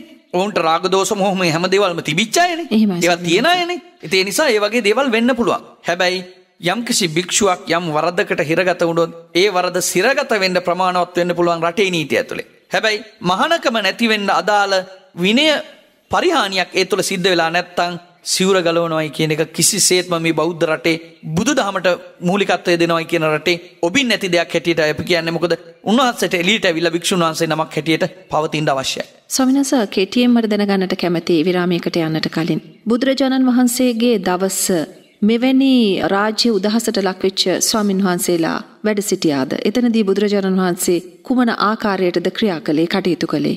දැන් භික්ෂුන් වහන්සේ කෙනෙකුට ආයති සංවරයට එන්න පුළුවන්කම තියෙනවා. එහෙමයි. අපි ගත්තොත් එහෙම දැන් ඔය වගේ භික්ෂුන් වහන්සේලා රාජ්‍ය උදහසට ලක් වෙනු අවස්ථා කියලා කිව්වොත් දැන් මෙහෙම එකක් ගන්න. දැන් අඟුලිමාල කියන්නේ රාජ්‍ය උදහසට ලක් වෙලා රජු විසින් සේනාවක් පිටත් කරලා ඇරියානේ මරන්න. එහෙමයි ස්වාමීන් වහන්සේ. හැබැයි භික්ෂුන් වහන්සේ කෙනෙක් වුණා, උන්වහන්සේ රහතන් වහන්සේ කෙනෙක් වුණා. රජුරෝ එයා හොයාගෙන අන්තිමට බුදුහාමුදුරුවන්ටත් ඇවිල්ලා තියෙන්නේ. අවසානයේදී බුදුහාමුදුරුවෝ ඉදිරියේදී අඟුලිමාල දැන් රහතන් වහන්සේ කෙනෙක් කියන ආයති සංවරේ පිළිටලා රහත් වෙලා නැවත ආපහු වැටෙන්නේ නැති දැනටපත් වෙලා තිබුණා. ඒ නිසා රජු ඒ ගැන සැලකිල්ලකට භාජනය කරේ නැහැ. ඒ වගේම ඇතැම් අවස්ථාවල අපිට පේනවා බුද්ධ නීතිය කුමක්ද? ඒ අනුව තමයි රාජනීතිය. දැන් ඔය අපිට පේනවා අජාසත් රජුරෝ. බුදුහාමුදුරුවෝ පිරිනවම් පාපු තැනදී භික්ෂුන් වහන්සේලා අජාසත් රජුරෝ හම්බෙලා කියනවා රජතුමනි අපිට මේ වගේ ගැටලු ටිකක් තියෙනවා මේ ශාසනය නිරාකරණය කරගන්න. අපිට අවශ්‍ය වෙලා තියෙනවා භික්ෂුන් වහන්සේලා එකතු වෙලා සංගායනාවක් කරන්න අවශ්‍යයි කියලා. ඒ වෙලාවේදී රජුරෝ සඳහන් කරනවා බන්තේ තුම්හාකන් ධම්මචක්කං මයිහං ආනාචක්කං. ඔබ වහන්සේලා ධර්මචක්‍රය කරන්න මම ආනාචක්‍රය කරන්න. ඒ කියන්නේ ඔබ වහන්සේලා ධර්මානුකූල විසඳුමක් දෙනකොට අන්න ඒක ක්‍රියාත්මක කරන්න මම පෙනී ඉන්නවා. එහෙමයි ස්වාමීන් වහන්සේ. එතකොට අද රජවරුත් පෙනී ඉන්න ඕනේ ශාලිකා මහා සංඝයා දෙන ධර්මානුකූල විනිශ්චය ක්‍රියාත්මක කරවීම සඳහා තමයි රජුන් පෙනී සිටිය යුත්තේ. නැතුව රජුන් දෙන නීත්‍යානුකූල විනිශ්චය බුද්ධ නීතිය යටපත් කරගෙන ක්‍රියාත්මක වෙන්න නෙමෙයි කළ යුත්තේ. හොඳයි. අපේ ස්වාමීන් වහන්සේ මහාචාර්ය පූජ්‍ය මැදගොඩ අබේතිස්ස ස්වාමීන් වහන්සේ අපි විරාමයකට ගිහිල්ලා නැවතත් සිරස FM පන්සිල් මළුවේ මේ දහම් සාකච්ඡාවට සම්බන්ධ වෙමු. තුන් සිත පහදන පන්සිල් මළුව. මහාචාර්ය පූජ්‍ය මැදගොඩ අබේතිස්ස ස්වාමීන් වහන්සේගේ වැඩමවීමෙන් අද සිරස FM පන්සිල් මළුවේ මේ සාකච්ඡාව සිද්ධ කරනු ලබනවා. අපේ ස්වාමීන් වහන්සේ අපි රටක දියුණුව ගැන කතා කරද්දී විශේෂයෙන්ම මිනිසුන්ගේ චින්තනය හොඳ සිතිවිලි වලින් පොහොසත් වෙද්දී රටක දියුණුව નિરાයාසයෙන්ම සිද්ධ වෙන දෙයක්. අපේ ස්වාමීන් වහන්සේ දැන් බොහෝ දෙනා අපි දකිනවා සමාජයේ ප්‍රසිද්ධ පුද්ගලයෝ නැත්තම් මිනිස්සු අදහන අය, මිනිස්සු ප්‍රිය කරන අය වේගෙන් මේ සමාජය තුළ මතයක් පතුරවමින් යනවා. අපේ රට දියුණු කරන්න බැරි මේ බෞද්ධ දර්ශනය කියලා නිසා. මට මතකයි කෙනෙක් කියලා තිබුණා ප්‍රසිද්ධියේ, මම කැමති නෑ නම් සඳහන් කරන්න. මං හිතන්නේ තරුණ පිරිස අතරේ තාමත් ජනප්‍රිය කෙනෙක්. සංචාරක කර්මාන්තය අපේ රටේ කරන්න බැරි බෞද්ධ දර්ශනය කියලා නිසා. අපේ ස්වාමීන් වහන්සේ රටක් දියුණු කරන්න බෞද්ධ දර්ශනය බාධාවක් වෙනවද? ඔව්, ඉතා පැහැදිලි උත්තරයක් දෙන්න ඕනේ නැහැ කියන එක. එහෙමයි. කිසි විටකත් රටක් දියුණු කරන්න බෞද්ධ දර්ශනය බාධාවක් නොවන බව මුලින්ම සඳහන් කරන්න ඕනේ. අනිත් එක මම කියන්නම් ශාලිකා දැන් අපේ රට බුදුදහමත් එක්ක බැඳිලම තමයි දියුණු උනේ. එහෙමයි. අපි ඔය කතා කරන මහා ශ්‍රේෂ්ඨ දියුණුව අපේ රටේ ගොඩනැගුණේ බුදුදහම නිසා මිසක් වෙන කිසි දෙයක් නිසා නෙමෙයි. බලන්න අනුරාධපුර පොළොන්නරු යුගවල අපි ගොඩනගලා තියෙන ගොඩනැගිලි, ඒ වගේ නෂ්ටාවශේෂ දිහා බලන්න අපිට හිතෙනව නේද මොනතරම් ප්‍රෞಢ ශ්‍රේෂ්ඨ අනභිභවනීය ඉතිහාසයක හිමිකරුවද අපි කියලා. ඒ කිසිවක් හැදුනේ බුදුදහමේ පදනම නැතුවද? මේ බුදුදහමේ පදනම මතයි ගොඩ නැගුණේ. ඒ නිසා ඒක අපි මුළු මනින්ම ප්‍රතික්ෂේප කරනවා පළමුවම. අනිත් කාරණාව බුදුදහමේ මිනිස්සෙක්ට දියුණු වෙන්න අවශ්‍ය කරන උත්හානවතෝ සිහිය, ඒ වගේම පිරිසිදු ක්‍රියා, ඒ කියන්නේ දූෂණ නැති ජීවිත, ඒ වගේ දේවල් පැහැදිලිවම පෙන්නනවා රටක දියුණුවට අවශ්‍ය වෙන කාරණාවන් පිළිබඳව. ඒ විතරක් නෙමෙයි පංචශීල ප්‍රතිපත්තිය. පංචශීල ප්‍රතිපත්තිය ආරක්ෂා කරනවා කියලා කියන්නේ තමනුත් රැකිලා සමාජයත් ආරක්ෂා වෙන කාරණාවක්. ඔය යම්කිසි ඒ වගේ මුග්ධ ප්‍රකාශයක් යම් කෙනෙක් කරා නම් සමාජයේ පිළිගන්න කෙනෙක් වුණත් ඔවුන් ඒක පාර්ශ්වීව දකින කාරණාවක් බුදුදහමට වෛර කරන සමහර උදවිය ඉන්නවා මේ සමාජයේ දැන් හැදිලා. පැහැදිලි ලෙසම අපි තේරුම් ගත යුතු දේශාලිකා ඔය සංචාරක ව්‍යාපාරය කියලා කියන්නේ ඔවුන් සමහර විට හිතනවා ඇති තමන්ගේ බිරිඳ තමන්ගේ නැගණිය කොළඹට ගෙනත් දාලා නැත්තම් ගාලකට කොටු කරලා ඒ විදිහට කරන්න පුළුවන් සංචාරක කර්මාන්ත ගැනද දන්නේ නැහැ ඔය හිතන්නේ. තායිලන්තේ වගේ රටවල් වල තියෙන මේ වගේ සංචාරයක්. ඒ වගේ මේ මුයිදුරු පෙට්ටි වල දාපු පෙන්නන්න දාපු කාන්තාවෝ තියෙන, ඒ වගේ මේ එළිය පහළිය ඕනතරම් තැබෑරුම් විවෘත කරගෙන ඕනතරම් මිනිසුන්ට බොණ්ඩ නටන්න දුරාචාරයේ තියෙන, ඒ වගේම අර හොලන්ඩ් වල වගේ නෙදර්ලන්තේ වගේ ගංජා බීගෙන මිනිස්සු ඉන්න පාරවල් තියෙන ඒ වගේ සංචාරයක්ද දන්නේ ඔහු හිතන්නේ. හැබැයි උනාට ලෝකේ දැන් පිළිගත්තු වැදගත් මිනිස්සු යන්නෙත් නෑ ඒවට. එහෙමයි. දැන් ඔය අපි ගත්තොත් එහෙම ගණිකා වෘත්තියට ඒ වගේම ඔය විවිධ මත්ද්‍රව්‍යවලට, ඒ වගේම විවිධාකාරයේ ඔය ලිංගික භාණ්ඩ අවලවිකරණ, ඒ වගේම කාන්තාවෝ පුරුෂයෝ පවා ඔය රෙඩ් ලයිට් ඒරියා වගේ දේවල් සකස් වෙලා තියෙන. එහෙම ලෝකේ රටවල් තියෙනවා. හැබැයි ඒ මට්ටමේ සංචාරක ව්‍යාපාරයක් නම් වුන් හිතන්නේ ඒකට බුද්ධ ආගම බාධාවක්. හැබැයි අපේ රටේ එහෙම සංචාරක ව්‍යාපාරයක් දියුණු කරන්න අපේ රටේ කිසිවෙක් කැමති වෙනවද? සිහිබුද්ධිය තියෙන මිනිස්සෙක්. එහෙම කෙනෙක් කැමති වෙන්නේ නැහැ. හැබැයි ඔය කියන කණ්ඩායමේ උදවිය තමයි LGBT. ඒ කියන්නේ ලෙස්බියන්, ගේ, බයිසෙක්ෂුවල්, ට්‍රාන්ස්ජෙන්ඩර් ඔය දේවල් වලට අයිතිවාසිකම් ගොඩනගන්න ඕනේ කියලා කියන්නේ. ඒ වගේ දේවල් අපේ රට ඇතුළේ රෝපණය කරන්න ඕනේ කියලා කියන්නේ. සමලිංගික විවාහය කරන්නේ. මොකද මිනිස්සුන්ගේ දුර්වලතා තියෙන්න පුළුවන්. යම් උදවියට පුරුෂ ස්ත්‍රී නොවන සිතුවිලි තියන අය ඉන්න පුළුවන්. හැබැයි ඒකෙන් කියනවද ඒ සීමිත පිරිසකගේ අවශ්‍යතාව වෙනුවෙන් මේ සමාජයම විනාශ කරන්න කියලා. ඒක වෙන්න බෑ ශාලිකා. හෙට දවසේ ඔබගේ පුතෙක් එක්ක සම්බන්ධයක් ගොඩනගා ගත්තා කියලා දැනුනොත් ඔබට දැනෙන හැඟීම මොකද්ද? ඒක ඔබට දරා ගන්න පුළුවන් වේද? ඔබගේ දුවෙක් එක්ක විවාහ වෙනවා කියලා හෙට ඇවිල්ලා කිව්වොත් එහෙම අම්මේ මම විවාහ වෙන්න බලාපොරොත්තු වෙන්නේ ගැහණු ළමෙක් එක්ක කියලා. ඒක ශාලිකා අපේ සංස්කෘතියත් එක්ක යන්නේ නැහැ. අන්න ඒ වගේ සමහර දූෂිත ආකල්ප, සමහර කෙනෙකුගේ බොහොම සීමිත කෙනෙකුගේ තියෙන දේවල් මේ පොදු සමාජයට සමාජගත කරන්න යාම තුල ලොකු ප්‍රශ්නයක් තියෙනවා. වුන් ඒවට විරුද්ධ වෙනකොට මේ බෞද්ධ දර්ශනය ඇතුලේ, බෞද්ධ චින්තනය ඇතුලේ, බෞද්ධ සංස්කෘතිය ඇතුලේ ඔවුන්ට හිතෙනවා මේ රට දියුණු කරන්න බැරි මේ දේවල් නිසා කියලා. ඒවනම් අපි කොහොමදත් ප්‍රතික්ෂේප කරනවා. හැබැයි අපේ රටේ සංචාරක ව්‍යාපාරයට ඉතා වැදගත් දෙයක් තමයි අපේ පුරාවිද්‍යාත්මක දේවල් නරඹන්න අවස්ථාව සලසන එක. ලෝකේ විශාල අවධියක් යොමුවක් තියෙනවා මේ පුරාවිද්‍යාත්මක දේවල් දකින්න. අපේ රටේ ඒවට තියෙන ඉඩකඩ බලන්න. අනුරාධපුරයට අද ගිහිල්ලා බලන්න මම මෑතක අපේ පුරාවිද්‍යා කොමසාරිස්තුමාට ටෙලිෆෝන් කරලා පැහැදිලි කළා. මම මෑතක විශ්වවිද්‍යාල ශිෂ්‍ය කණ්ඩායමක් එක්ක ගියා අනුරාධපුරේ බටහිර ආරාම වලට. දැන් මේ අවුරුදු 3ක් විතර තිස්සේ සම්පූර්ණයෙන්ම මේව වල් වැදිලා. ඒ වගේ මිනිස්සු මත්ද්‍රව්‍ය බීලා ඒවා බෝතල් දාලා ගිහිල්ලා, ටින් දාලා ගිහිල්ලා, සඳකඩ පහන් ගලවලා. ඊට පස්සේ අර ජේතවන විහාරේ එක තැනක මුරගලක් පෙරලා දාලා අබේගිරි විහාරේ පැරණි දළදා පෙරහැර ගියේ එතන තමයි ලස්සනම මුරගල මම දැක්කේ. ඉතා ලස්සන පොඩි මුරගලක් ඒක අරගෙන ගිහිල්ලා. දැන් ඒතකොට මේ වගේ විනාශයන් සිද්ධ කරලාද මේ සංස්කෘතිය එහෙමත් නැත්නම් සංචාරක ව්‍යාපාරය දියුණු කරන්න හදනවයි කියලා කියන්නේ. ඒ නිසා ඒවා ආරක්ෂා කරන්න ඕනේ. ඒවට 100% ආරක්ෂාවක් දෙන්න ඕනේ. ඒවට 100% ආරක්ෂාවක් දීලා ඒ වගේ යන්න පුළුවන් විදියට අපි හිතමු හොඳ මෙට්‍රෝ ක්‍රමවේදයක් නැත්නම් ට්‍රෑම් කාර් ක්‍රමවේදයක් හදලා පුරාවස්තු ආරක්ෂා කරලා ඒ විදිහේ හොඳට මේ සංචාරක ව්‍යාපාරය ගොඩනගන්න පුළුවන්. අපේ මුහුදුබඩ ප්‍රදේශ තියෙනවා. මුහුදුබඩ ප්‍රදේශවල මෑත අක්කර 5ක මම දැක්කා කඩොලාන පහුගිය දවස්වල කපලා දාලා තියෙනවා. මේවා ආයේ වැවෙන දේවල්ද? අවුරුදු 100 ගණනක් 10 ගණනක් තිස්සේ වැවෙන එකක් අක්කර 5ක කඩොලාන කපලා දාලා තියෙනවා දැක්ක. ඒ විතරක් නෙමෙයි. අපේ රටේ පහුගිය දවස්වල තෙත් කලාපේ ඉන්නේ අලි 20 ගානයි. සිංහරාජ ඉන්නේ අලි දෙන්නයි. මේ සිංහරාජ අලි දෙන්න කොහේරි වෙන තැනකට දැම්මට උන්ට පවතින්න බෑ. උන්ට ඒ තුල අභිජනනය සිද්ධ වෙලා උන්නේ පළාත් තුල පවතින සකස් කළ දෙන්න ඕනේ. සිංහරාජ වටිනාකම අලි දෙන්න අයින් කරපු ගමන් ඉවර වෙනවා. ඒ විතරක් නෙවෙයි සිංහරාජ ඊට පස්සේ ගස් කපන මිනිස්සු ඇතුල් වෙනවා. සිංහරාජ ඊට පස්සේ නිදන් හාරන මිනිස්සු මැණික් ගරන්න මිනිස්සු ඇතුල් වෙනවා. බය නැතුව මේකට ඇතුල් වෙන්න පුළුවන්. හැබැයි අර අලි දෙන්න කියන්නේ පරිසරය ආරක්ෂා කරනවා, පරිසරය අලි දෙන්නව ආරක්ෂා කරනවා. ඒ නිසා ඒ සිංහරාජ ආරක්ෂා කරන්න කටයුතු කරනවා මිසක් ඒ අලින් උස්සගෙන ඇවිල්ලා වෙන දිහාක දාලා හරියන්නේ නැහැ ශාලිකා. ඒ විදිහට ගත්තන් පස්සේ අපේ මේ පරිසර නියමුවන්, පරිසර ඇමතිවරුන්, වනජීවි ඇමතිවරුන් ඒ උදවිය දැනුවත් වෙන්න ඕනේ මේ රටේ මේ පවත්නා වාස්තවික තත්ත්වය කුමක්ද කියන එක. ඒ වගේම පුරාවිද්‍යාව කියන එක නිකන් කෙනෙකුට නෙමෙයි. ඒක තියෙන්න ඕනේ මේ පිළිබඳ අවබෝධයක් ඇති රකින්න හැඟීම තියෙන මිනිස්සුන්ට. මේ ඉතිහාසයට වෛර කරන මිනිස්සු නෙන්නේ. දැන් පහුගිය දවසක මම දැක්ක මහා වංශය පිළිබඳව ලියනවා චූටි ළමයි කියවන පත්තරයකට. මම පත්තරේ නම කියන්නේ ඒක මම නතර කරුවා ලිපිය. ඒකේ කියනවා මේ අහවල් අద్భుත සිද්ධි ටිකක් කියලා මෙන්න මේ කරුණු අහරහා මහා වංශයේ බොරු කීම ආරම්භයි කියලා. එතන පොඩි ළමයින්ට කියන්නේ මොකද මහා වංශය කියන්නේ බොරුවක් කියලා. මේ මහා භාරතේ රාමායනයේ වගේ ඒ යම් ඓතිහාසික නොවු එහෙත් යම් ප්‍රබන්ධ පවා තමන්ගේ රටේ ඉතිහාසයේ හැටියට පිළිගන්න කෝටි 100ක් ජීවත් වෙන මිනිස්සු මේ කිලෝමීටර් 20ක් 30ක් හැපැත්තේ ඉන්නවා.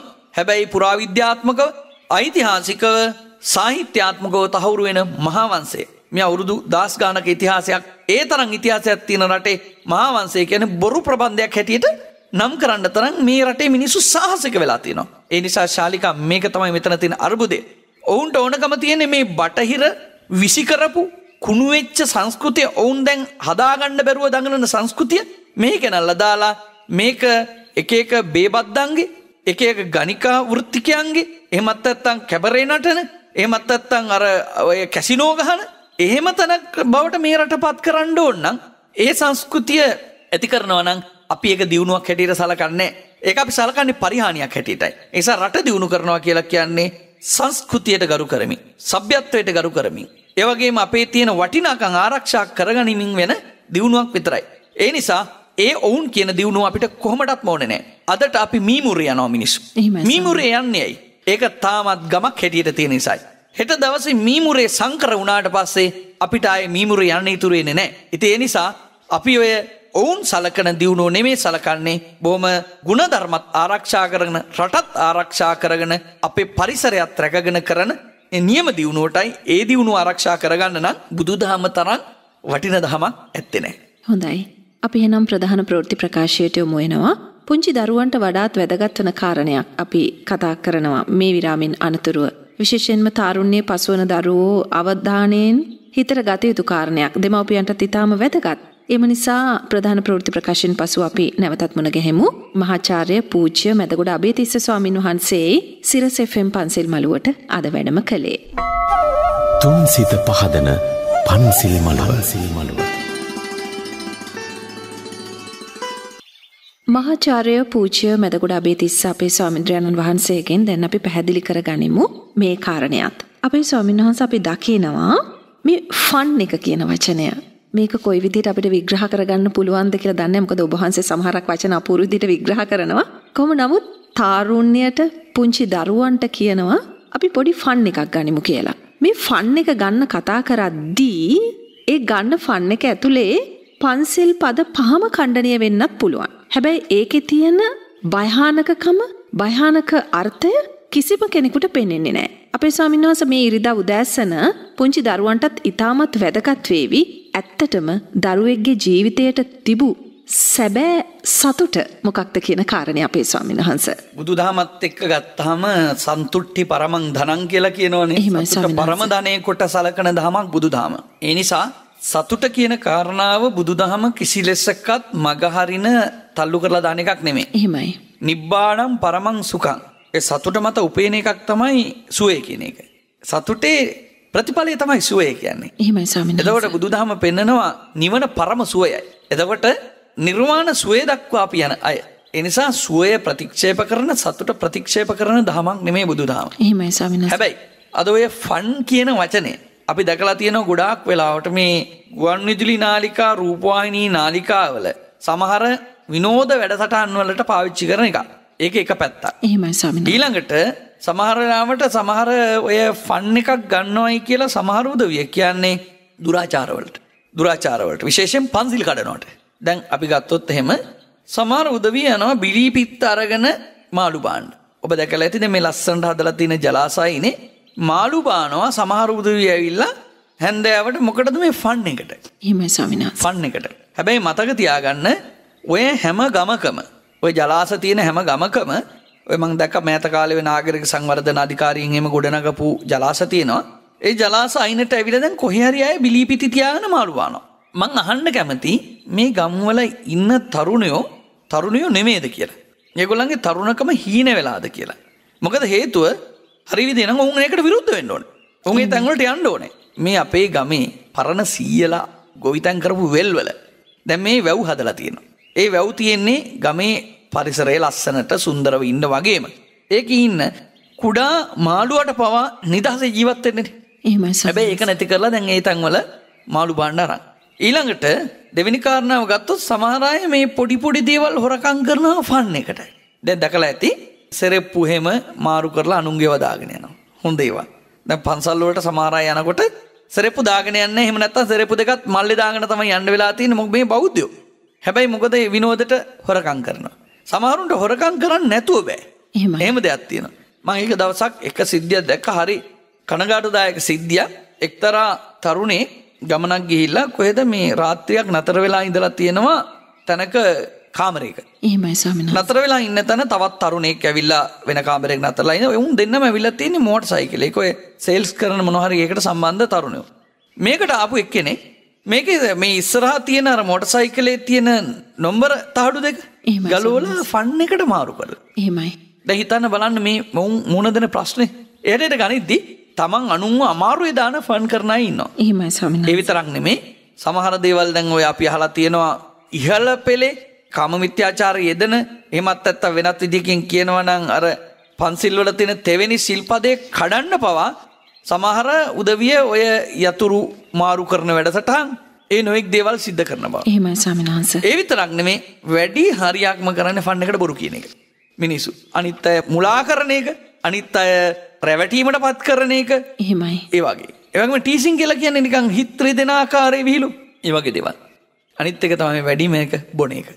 බලන් යනකොට මේ ෆන් එක කියලා මිනිස්සුන්ට සතුටු වෙන්න කොච්චර දේවල් කරන්න පුළුවන්ද? පරිසරය ඇවිදින්න පුළුවන්, මූදු වෙරළ ඇවිදින්න පුළුවන්, සෙල්ලම් කරන්න පුළුවන්, දුවන්න පුළුවන්, එකතු වෙලා සාමූහික ක්‍රීඩා කරන්න පුළුවන්.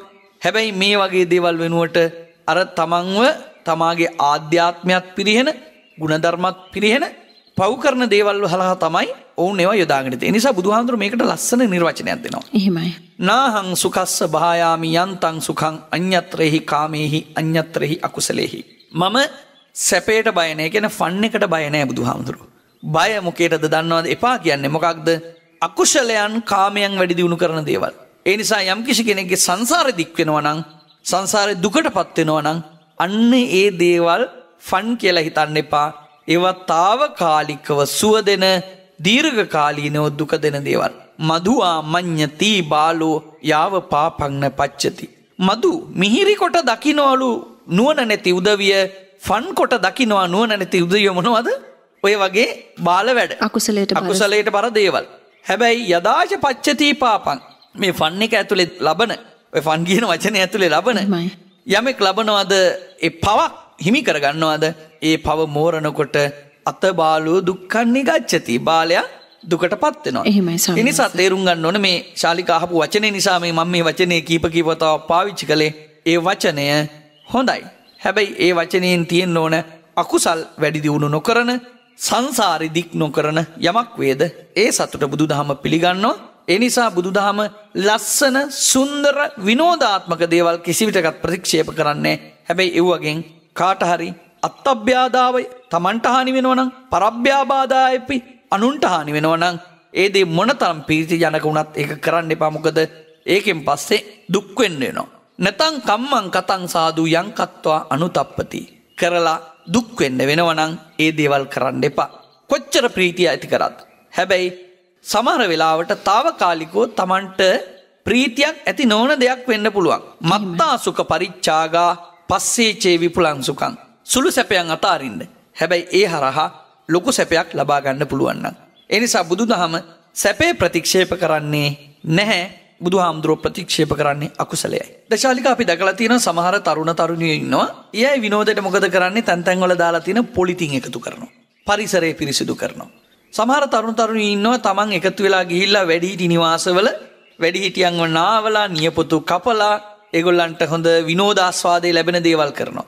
සමහර උදවිය අපි දැකලා තියෙන ඔය සෙත් සෙවන මෙත් සෙවන වගේ තැන්වල එහෙමත් නැත්නම් ඒ වගේ අපි හමුදාව අපි රට රැක ගැනීම සඳහා ජීවිත පරිත්‍යාගයෙන් කටයුතු කරපු අය සමහරට ආබාධිතෝ ඉන්නවා. ඒ තැන්වල ගිහිල්ලා පැදුරු පාටි දානවා, සතුට ලබා දෙන්න තවත් කෙනෙක් සතුටු කරලා සතුටු වෙනවා. දැන් ඒ දේවල් වලින් ෆන් එකක් නැද්ද? ඒවත් විනෝද වෙන්න පුළුවන් දේවල් ශාලිකා. ඒ නිසා අර හොඳ උදවිය, බුද්ධිමත් උදවිය යහපත් දේවල් වලින් සතුට හොයා ගන්නවා. අනිත් උදවිය මොකද කරන්නේ? කොච්චර බුද්ධිය තිබුණත් වැඩක් නැහැ. ඔවුන්ට ඔය ධර්මඥානෙ නැත්තම් ඔවුන් පිරිහෙනවා. ඒ වගේ උදවිය ගැන බුදුහාමුදුරුවෝ දේශනා කරනවා යාවදේව අනත්තාය ඤත්තං බාලස්ස ජායති. හන්ති බාලස්ස සුක්ඛංසං මුද්දමස්ස විපාතයන් කියලා මේ සමහර බාලයෝ ඉන්නවා. ඒගොල්ලන් උගත්කම් තියෙනවා. හැබැයි බාලයෝ උගත්කම් පාවිච්චි කරන්නේ තමන්ගේ විනාශය සඳහා. හැබැයි බුද්ධිමත් උදවිය ඉන්නවා. ඒ උදවිය ගුණවත් නම් තමන්ගේ ගුණවත්කම් උඩ ඒ බුද්ධිමත් නම් පාවිච්චි කරනවා හැම දිනාටම යහපත් වෙන පරිදි අනුන්ටත් තමන්ටත්. ඒ නිසා ධර්මානුකූල විනෝදයක් කියලා එකක් තියෙනවා. ඒකට කියන්නේ බුදුදහමේ ධාර්මික විනෝදය කියලා. දන්සැල් දෙන්නේ, තොරන් හදන්නේ, ධර්මචාරිකා යන්නේ ඒ සඳහා. ඒ නිසා ඒ විදිහට නොඑක් ආකාරයේ හොඳ විදිහේ සතුටු වෙන ක්‍රම හොයාගන්න පුළුවන්. ඒවා බුද්ධිමත් අය කරන දේවල්. හොඳයි ස්වාමීන් වහන්සේ. අකුසලයට බර නොවී කුසල් පාර්ශවයටම සිත යොමු කරගන්නට හැකි වටපිටාවක් මනසක් නිර්මාණය කර ගැනීම තමයි ඔබේ අරමුණ විය යුත්තේ. මේ සෑම කාරණයක්ම අපි ඔබට පැහැදිලි කරන්නේ අපේ ස්වාමීන් වහන්සේලා කරුණාවෙන් ඔබට කියා දෙන්නේ සඳහාමයි. ඉතින් සිරස FM පන්සිල් මළුවේ කාලය කෙමෙන් ගත වී යනවා. අපි කෙටි විරාමයකට ගිහිල්ලා නැවතත් ඔබත් සමග සම්බන්ධ වෙනවා. තුන් සිත පහදන පන්සිල් මළුව. මහාචාර්ය පූජ්‍ය මැදගොඩ අබේතිස්ස ස්වාමීන් වහන්සේ සිරස FM පන්සිල් මළුවට අද වැඩම කළේ. අපේ ස්වාමීන් වහන්සේ අපි සාකච්ඡා කළ යුතුම තවත් වැදගත් කාරණයක් තියෙනවා. විශේෂයෙන්ම දරුවන්ගේ මනස හැදීම කියන කාරණය අතිශයින් වැදගත් දෙයක්. මේ යුගයේ අපි කතා කරනකොට අපේ දරුවන්ට යම්කිසි දර්ශනයක් නැහැ. ඒ කියන්නේ අපි දකිනවා බොහෝ විදේශීය රටවල දරුවන්ගේ මනස හැදීමේ විවිධ වැඩපිළිවෙළවල් තියෙනවා. හැබැයි අපේ රට තුල එහෙම ක්‍රමවත් පිළිවෙලක් වැඩපිළිවෙලක් නැහැ.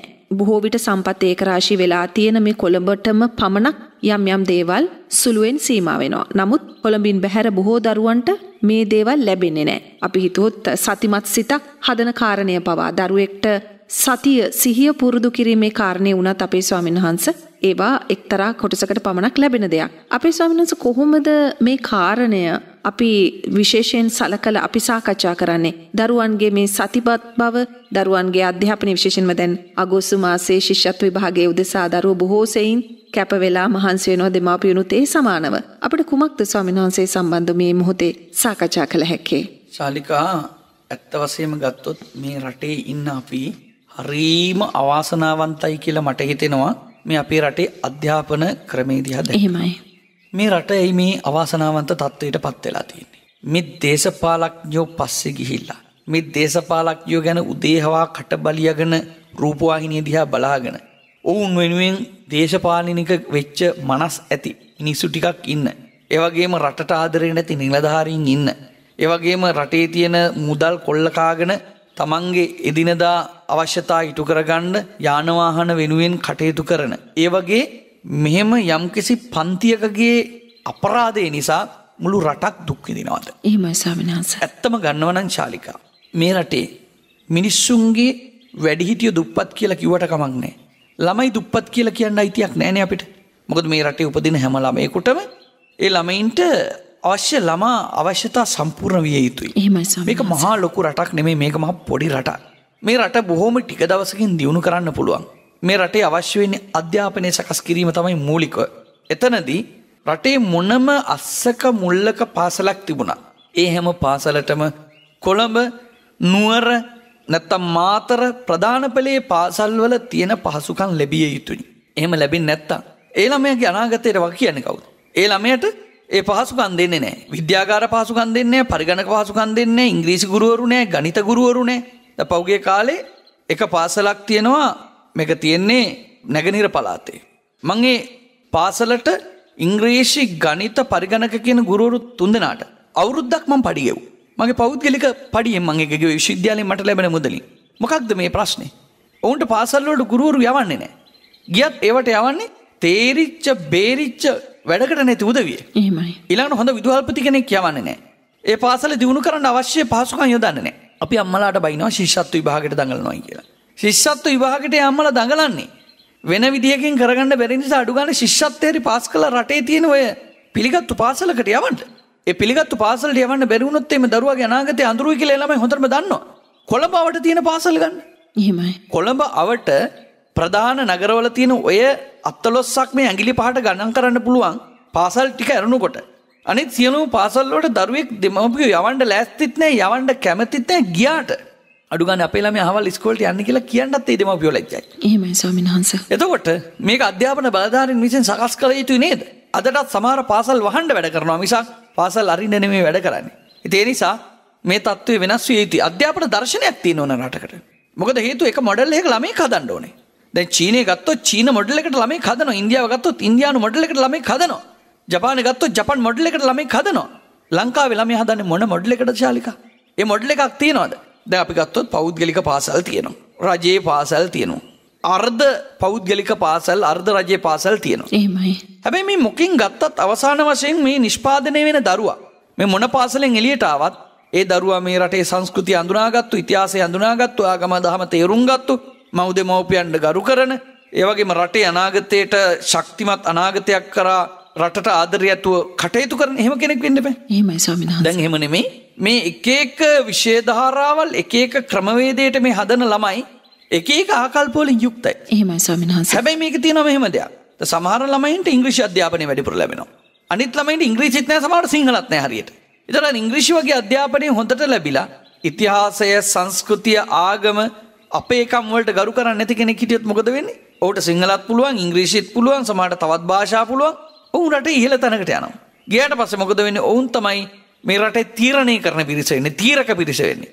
එතකොට තීරක පිරිස විසින් අර රටේ ඔවුන්ට දොස් කියලා බෑ. එතකොට මොකද? ඔවුන් මේ දන්න දේ ඉච්චරයි.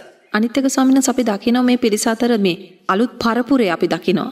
මේ අය තමන්ට වඩා යමක් කමක් දන්න උදවියට තමන්ට වඩා වයසින් වැඩි පුද්ගලයින්ට ගරුසරු කරන්නේ නැහැ.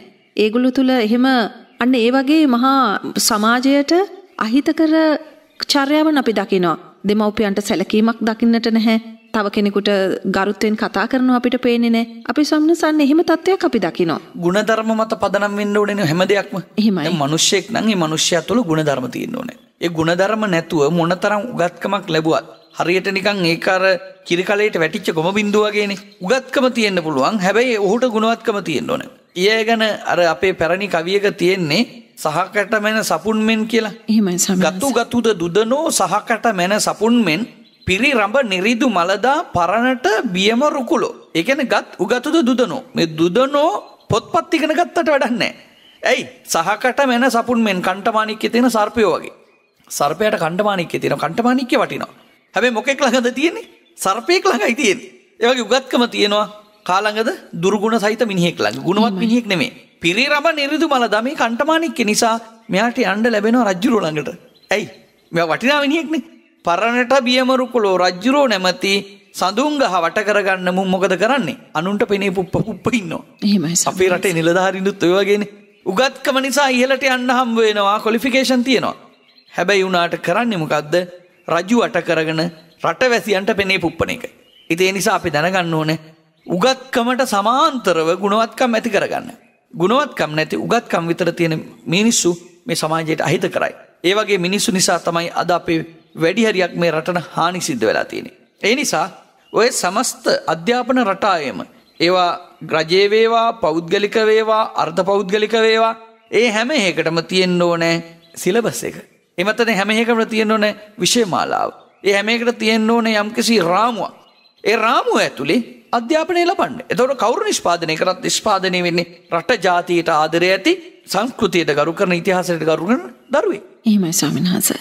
හොඳයි ස්වාමීන් වහන්සේ, එහෙනම් අපි විරාමයකට නැවතත් යනවා. මහාචාර්ය පූජ්‍ය මැදගොඩ අබේතිස්ස ස්වාමීන්ද්‍රයන්න් වහන්සේ අද සිරස FM පන්සිල් මළුවේ වැඩ සිටින්නේ. මේ ඔබට තවත් වැදගත් වන ප්‍රශ්නයක් අපි සාකච්ඡා කරන්නේ. තුන් සිත පහදන පන්සිල් මළුව. මහාචාර්ය පූජ්‍ය මැදගොඩ අබේතිස්ස අපේ ස්වාමීන්ද්‍රයන්න් වහන්සේ සිරස FM පන්සිල් මළුවේ අද වැඩ සිටින්නේ. අපි ධර්මය පිළිබඳවත් විශේෂයෙන්ම යමක් කතා කළ යුතුයි. දහමට අනුව අපි බොහෝ දේ කතා කළා. නමුත් ධර්මය මේ ශ්‍රී සද්ධර්මයට වන්නා වූ යම් යම් හානිකර තත්වයන් පිළිබඳවත් අපි කතා කරන්න විනාඩි කිහිපයක් වෙන් කර ගන්නවා අපේ ස්වාමීන් වහන්සේ. විශේෂයෙන්ම පොසොන් සමය මිහිඳු මහරහතන් වහන්සේ ලංකාවට වැඩම කොට මේ ශ්‍රී සද්ධර්මයේ පවතින රටේ ධර්මය පිහිටුවාලු උතුම් කාලවකවානුවකට අපි මේ එළඹෙන්නේ. අපි ස්වාමීන් වහන්සේ අතරතුරේදී අපි දකිනවා සෝචනීය තත්ත්වයක්. මේ පිරිසිදු දහම විකෘති වන ස්ථානයන් පිළිබඳව. ඒ වගේම මේ විකෘති දහම පවතුරවාලීම සඳහා බොහෝ නම් සහිත ස්වාමීන් වහන්සේලා අපකප වී ක්‍රියා කරන ආකාරයත් අපි දකිනවා. ඒ පිළිබඳවත් අපි මේ ඉදිරි පරම්පරාවට යමක් දැන්විය යුතුයි ස්වාමීන් වහන්සේ. ඔව්, දැන් මේකේ කරුණු කීපයක් තියෙනවා. එකක් තමයි බුදුරජාණන් වහන්සේ පිළිබඳව මුළු ලෝකෙම පිළිගත්තු සහ පුරාවිද්‍යාත්මකව ඓතිහාසිකව තහවුරු වෙච්ච ඓතිහාසික පුරුෂයෙක්නේ බුදුහාමරෝ. එහෙමයි සර්. ඒ සම්බන්ධයෙන් අවශ්‍ය සියලුම දේවල් මේ වෙනකොට පරීක්ෂණ මගින් සියලු දේවල් මගින් වැඩ හිටිය තැන් ඉඳලා තහවුරු වෙලා තියෙනවා. නමුත් එහෙම තියෙද්දිත් බුදුහාමුදුරෝ ලංකාවේ උපන්නා කියලා කියන කණ්ඩායමකුත් ඉන්නවනේ. එහෙමයි. ඒ විතරක් නෙමෙයි, ඒ වගේ මතවාද අරගත්තු සමහර අපේ තේරවාදී ගරු කරන ගරුත්වයේ සහිත මිනිස්සුත් පිළිගන්න සමහර භික්ෂුන් වහන්සේලා පවා ඒ වගේ දේවල් කියනවා. මම දැක්ක මේක එක්තරා භික්ෂුවක් සඳහන් කරනවා මේ මහා මායා දේවිය. මහා මායා කියලා කියන්නේ මහා මායාවක්. ඇයට මහා මායාවක් සිද්ධ වුණා. බෝසතාණන් වහන්සේ ඉපදුනාට පස්සේ දින 7කින් ලිංග විපර්යාසයක් සිද්ධ වුණා. ඊට පස්සේ රජුරෝ ගිහිල්ලා මෙයාව හිර කරා සංක අස්ස කියන තැන. ඒක සංකපාලෙට උඩින් තියෙන්නේ. සංකපාල තියෙන ඇඹිලි පිටියනේ. ඒ වගේ ඒකට ඉනිමහකින් බහැලා යන්න ඕනේ. ඒ නිසා තමයි අර ඉනිමග කතාව තියෙන්නේ අර සංකස්සේ ඉඳලා බුදුහාමුදුරුවෝ වැඩියයි කියන.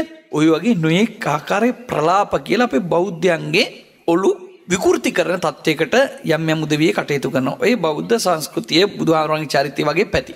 ඊළඟට තව පැත්තකින් ධර්මයේ විකෘති කරනවා. මම බලාගෙන පහුගිය කාලේ එක්තරා භික්ෂුවක් සඳහන් කරනවා මේ ප ဋ ාණ ධර්මයේ ගැන. ඔබ දන්නවා ශාලිකා ප ဋ ාණේ කියලා කියන්නේ අභිධර්ම පිටකයේ අයිති පොතක්. එහෙමයි. ඔව් කියනවා මේ පට්ට කියලා වචනයක් තියෙනවනේ තරුණයෝ පාවිච්චි කරලා ෆන් කියලා වචනයක් මුලින් කිව්වේ වගේ. පට්ට ධර්මයේ තමයි ප ဋ ාණ ධර්මයේ කියන්නේ කියලා. ඒක කොච්චර වැරදිද කියන්නේ. ඊළඟට තවත් ඔය නම් දරන ලක්ෂ ගණනක් බනහන මගේ නමේ මුල් කෑල්ල තියෙන වික්ෂුන් වහන්සේනම ඉන්නවා. ඒ හාමුදුරුවෝ මම දැක්ක සඳහන් කරනවා ඇත්තටම හරි කනගාටුදායකයි. ච පස්ස ආයතන සූත්‍රය කියලා සූත්‍රයක් තියෙනවා. ච කියලා කියන්නේ 6ට. පස්ස ආයතන කියන්නේ ස්පර්ශ ආයතන. ඒතර ස්පර්ශ ආයතන 6 පිළිබඳව බුදුහාමුදුරුවෝ දේශනා කරපු සූත්‍රයට කියනවා ච පස්ස ආයතන සූත්‍රය. නමුත් මේ භික්ෂුව සඳහන් කරනවා අපි යමක් වැරදුනෙන් පස්සේ කියනවනේ ච කියලා. එහෙමයි. ච වැරදුනානේ කියලා. එතකොට මේ පස්ස ආයතන කියන්නේ ස්පර්ශ ආයතනවල. ඒ ස්පර්ශ ආයතන 6 වරද්දගත්තු නිසාලු ච පස්ස ආයතන කියලා කියන්නේ. දැන් බලන්න ච කියන එක බුදුහාමුදුරන්ගේ දේශනාවේ තියෙනවද? ඒවා මේ මෑත සකස් වෙච්ච සහ ඒක අපේ සිංහල අර ස්ලෑන් කියලා කියන්නේ. ඒ වගේ ව්‍යවහාරයක් නේ. ඇයි ස්වාමීන් වහන්සේ මේ දේවල් මෙහෙම සිද්ධ කරන්නේ? ඔබ වහන්සේගේ අවබෝධය පරිදි. මගේ අවබෝධයේ පරිදි එකක් තමයි ඔවුන් ඒ යම්කිසි නවීකෘත ධර්මයක් දේශනා කරනවා කිව්වම යම් පිරිසක් එකතු වෙනවනේ ඒකට. ඒ පිරිස එකතු වුණාම ඔවුන්ගෙන් ලැබෙන ලාභ ප්‍රයෝජන පිළිබඳව හිතනවා වෙන්නත් පුළුවන්. බොහෝ පිරිසක් මේ වෙනකොට ඒකරාශී වෙමින් පවතින ස්වාමීන් වහන්සේ විදේශීය රටවල විශාල පිරිසක් මේ මාර්ගයේ ඉන්න බව අපිට දැනගන්නට ලැබෙනවා. මෙහෙමයි. ඉතින් ඇත්තටම මේ මාර්ගයේ ඉඳීමෙන් වරදින්නේ කාටද ශාලිකා? වරදින්නේ වරදි මාර්ගය යන අයටමයි. මේ ආගමක් කෙනෙක් තෝරගන්න ඕනේ, දහමක් තෝරගන්න ඕනේ තමන්ගේ සංසාර විමුක්තිය වෙනුවෙන්. එහෙමයි ස්වාමීන් වහන්සේ. මුස්ලිම් අය මුස්ලිම් ආගම තෝරගෙන ඉස්ලාම් ආගම තෝරගෙන ඉන්නේ. කතෝලික අය කතෝලික ආගම තෝරගෙන ඉන්නේ. බෞද්ධ බුදුදහම තෝරන් ඉන්නේ වෙන මොකුත් නිසා නෙමෙයි තමන්ගේ ආත්ම විමුක්තිය වෙනුවෙන්. එතකොට ඒ අය තම තමන්ගේ ආගමික ධර්මයන් තුල නිවැරදිව යනවා. ඒවා සම්මා දිට්ඨිද මිච්ඡා දිට්ඨිද කියන එක අපිට වැදගත් නැහැ. එහෙමයි ස්වාමීන්. නමුත් ඔවුන් තෝරගත්තුයි කියනවා. එතකොට බෞද්ධයෝ බුදුදහම විකෘති කරලා කියන ඒවත් එක්ක විකෘති දහමක් එක්ක තමන් පිළිපැදගෙන නැත්තම් විකෘති දහමක් අදහගෙන යනවා නම් බෞද්ධකමේ ඇති වැඩේ මොකක්ද? එතකොට වෙන්නේ මේ ලබාගත්තු මනුෂ්‍යාත්ම භාවය ඇතුලේ බෞද්ධ නමින් මිසදිටු වෙලා ඉන්න එකයි. ස්වාමීන් වහන්සේ දැන් මෙහි අකුසල විපාක පිළිබඳව අපි විශේෂයෙන්ම පුංචි දරුවෝ මේවට වේගෙන් හසුවන්නට පුළුවන්. අපි දන්න පරිදි කිසිම වගකීමක් නැතිව මේවන් උදවිය මේ කියන පාර්ශවයට ඈත් යම් යම් ස්වාමීන් වහන්සේලා යම් යම් දහම් පාසල් වලට ඇතුළු වෙලා විහාරස්ථාන වලට ඇතුළු වෙලා මේ වෙනකොට දහම් සාකච්ඡා පවත්වනවා. ඉතින් මේ බොහෝ අය ත්‍රිපිටකය පරිශීලනය කරන්නේ නැහැ. ඒ අයට දැනුමක් නැහැ. එතකොට කියන්නේ කුමක්ද? ඒ ආකාරයෙන්ම පිළිගන්නවා. අපේ ස්වාමීන් වහන්සේ අපි මේ කර්ම විපාක ගැනත් පොඩ්ඩක් කතා කරොත් වැදගත් කියලා මම හිතනවා. ඔය ඇත්තට මේක මහා බරපතල පවක්. අපි හිතමු බුදුරජාණන් වහන්සේ කෙනෙක්ගේ පහළවීම කොච්චර දුර්ලභද? බුද්ධපාදෝජ දුර්ලභ. මේ ලෝකේ තියෙන දුර්ලභම කරුණු අතර එකක් නේ බුදු කෙනෙකුගේ පහළවීම. දුර්ලභ කරුණු අතර ප්‍රධානම එක තමයි බුදු කෙනෙකුගේ පහළවීම. එහෙමයි ස්වාමීන් වහන්සේ. එතකොට ඒ බුද්ධෝත්පාදයේ සිද්ධ වෙලා ඒ බුදුහාමුදුරන්ගේ ධර්මයේ විකෘති කරනවා නම් ඒක මොනතරම් පාප කර්මයක්ද කියලා හිතන්න. එතකොට සාර අසංකේය කල්ප ලක්ෂයක් පෙරම් පුරලා බුදු කෙනෙක් බුදු වෙනවා. ඒ බුදුහාමුදුරන්ගේ ධර්මය අවුරුදු 2500ක් යනකොට අපි විනාශ කරනවා. අපි එකතු වෙලා. එතකොට ඒක මොනතරම් විනාශයක්ද කියලා හිතන්න. බුදුහාමුදුරේ එක අවස්ථාවක දේශනා කරනවා මහණෙනි මගේ මේ ධර්මයේ විනාශ වන්නේ අනිත්‍ය ස්වභාවයේ බලපාලා නෙවෙයි. මේ ධර්මයේ විනාශ වන්නේ ශාසනයේ මතු පහළ වෙන මෝග පුරුෂයන් නිසායි කියලා බුදුහාමුදුරුවෝ පෙන්නනවා. ඒක අවස්ථාවක බුදුහාමුදුරුවෝ දේශනා කරන ආනි සූත්‍රය කියලා සූත්‍රයක් ශාලිකා. ආනි සූත්‍රයේදී බුදුහාමුදුරුවෝ පෙන්නනවා මෘදංග බේරි මිහිඟු බෙරේ කියලා බෙරයක් තියෙනවා. මේ බෙරේට හැම තද වෙන්න ඇන අල්ලලා තියෙනවා. තනින් තන වටේට ඇන අල්ලලා තියෙනවා. කලක් යනකොට මොකද වෙන්නේ මේක ඇනේ බුරුල් වෙනකොට තව ඇනයක් දානවා. මෙහෙම ඇන දාගෙන යනවා මේ බෙරේට. මොකද වෙන්නේ හැම හැලෙනවා ඇන ඉතුරු වෙනවා. දැන් මේ බෙරේට ගහනකොට මොන හඬද ඇහෙන්නේ? බෙර හඬද ඇන හඬද? ඇන හඬ. ඇන හඬ. ඒ වගේ බුදුහාමුදුරුවෝ දේශනා කරනවා මගේ ධර්මයක් ඇන හඬ එන කාලයක් ඇති වෙනවා. දහම් හඬ නැති වෙලා විකෘති හඬවල් මතුවෙනවා. හරියට මිහිඟු බෙරේ එන හඬ එනවා වගේ කියලා උන්වහන්සේ දේශනා කරනවා. ඒ වගේම තව දේශනාවක් උන්වහන්සේ කරනවා සද්දම්ම පතිරූපක සූත්‍රය කියලා. ඒකදී උන්වහන්සේ පෙන්වා දෙනවා රත්තරන් වලට යම්කිසි අනුපූරකයක් ලැබුණොත් වෙනත් විදිහකින් කියනවනම් අනුකරණයක් ලැබුණොත් රත්තරන් වෙනුවට රත්තරන් පාට තියෙන රත්තරන් වල බර තියෙන රත්තරන් වල සියලු ලක්ෂණ දරන වෙනත් නිර්මාණයක් සිද්ධ වෙච්ච දවසට රත්තරන් අතුරුදන් වෙනවා. බුදුහාමුදුරෝ දේශනා කරන ඒ වගේම මේ ධර්මයේ නොවන ධර්මයේ වගේ දෙයක් බිහිවෙච්ච දවසට අර යහපත් ධර්මයේ අතුරුදන් වෙලා. එහෙමයි ස්වාමීන් වහන්සේ. ඒකට කියන්නේ සද්දම්ම පතිරූපක. පතිරූපක කියන්නේ ධර්මයේ නෙමෙයි ධර්මයේ වගේ. අර කියන්නේ මිත්‍ර ප්‍රතිරූපක කියලා. මිත්‍රයා නෙමෙයි මිත්‍රයා වගේනේ. ඒ වගේ ධර්මයේ නොවන ධර්මයේ වගේ දේවල් ඇතුළෙන් පස්සේ හරියට රන් නොවන රන් වගේ දේවල් ඇතුළාම රත්තරන් අතුරුදන් වෙනවා වගේ ධර්මයේ අතුරුදන් වෙනවා කියලයි බුදුහාමුදුරෝ දේශනා කරන්නේ. ඒ නිසා මේ කාලේ ඒ தත්ත්වයේ කාලයක් හැටියට අපිට පේන්නේ. අයසාව මලං සමුට්ඨිතං තදුට්ඨාය තමේව කාදති. යකඩෙන් මතුවෙන මලකඩම තමයි යකඩේ කන්නේ. දැන් වෙලා තියෙන්නේ මේ යකඩේ කණ්ඩ පිටින් නෙමෙයි ඇවිල්ලා තියෙන්නේ. ඇතුළෙන්ම ඇවිල්ලා තියෙන්නේ. ඒ නිසා බෞද්ධයෝ හරි ප්‍රවේශම් විය යුතුයි.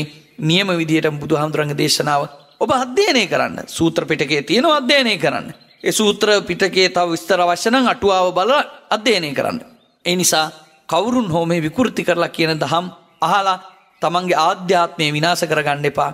ප්‍රශ්නේ තියෙන්නේ ඔහු වටා කොච්චර පිරිසක් ඉන්නවද කියන එක නෙමෙයි. ගොඩක් අය කියන්නේ අනේ හැමෝම අහනවා, දොස්තරලත් අහනවා, ඉංජිනේරුවොත් අහනවා, උගතුනුත් අහනවා. ඒ බණ හරි ලේසි, සරලයි, පැහැදිලි, ආකර්ශනීයයි.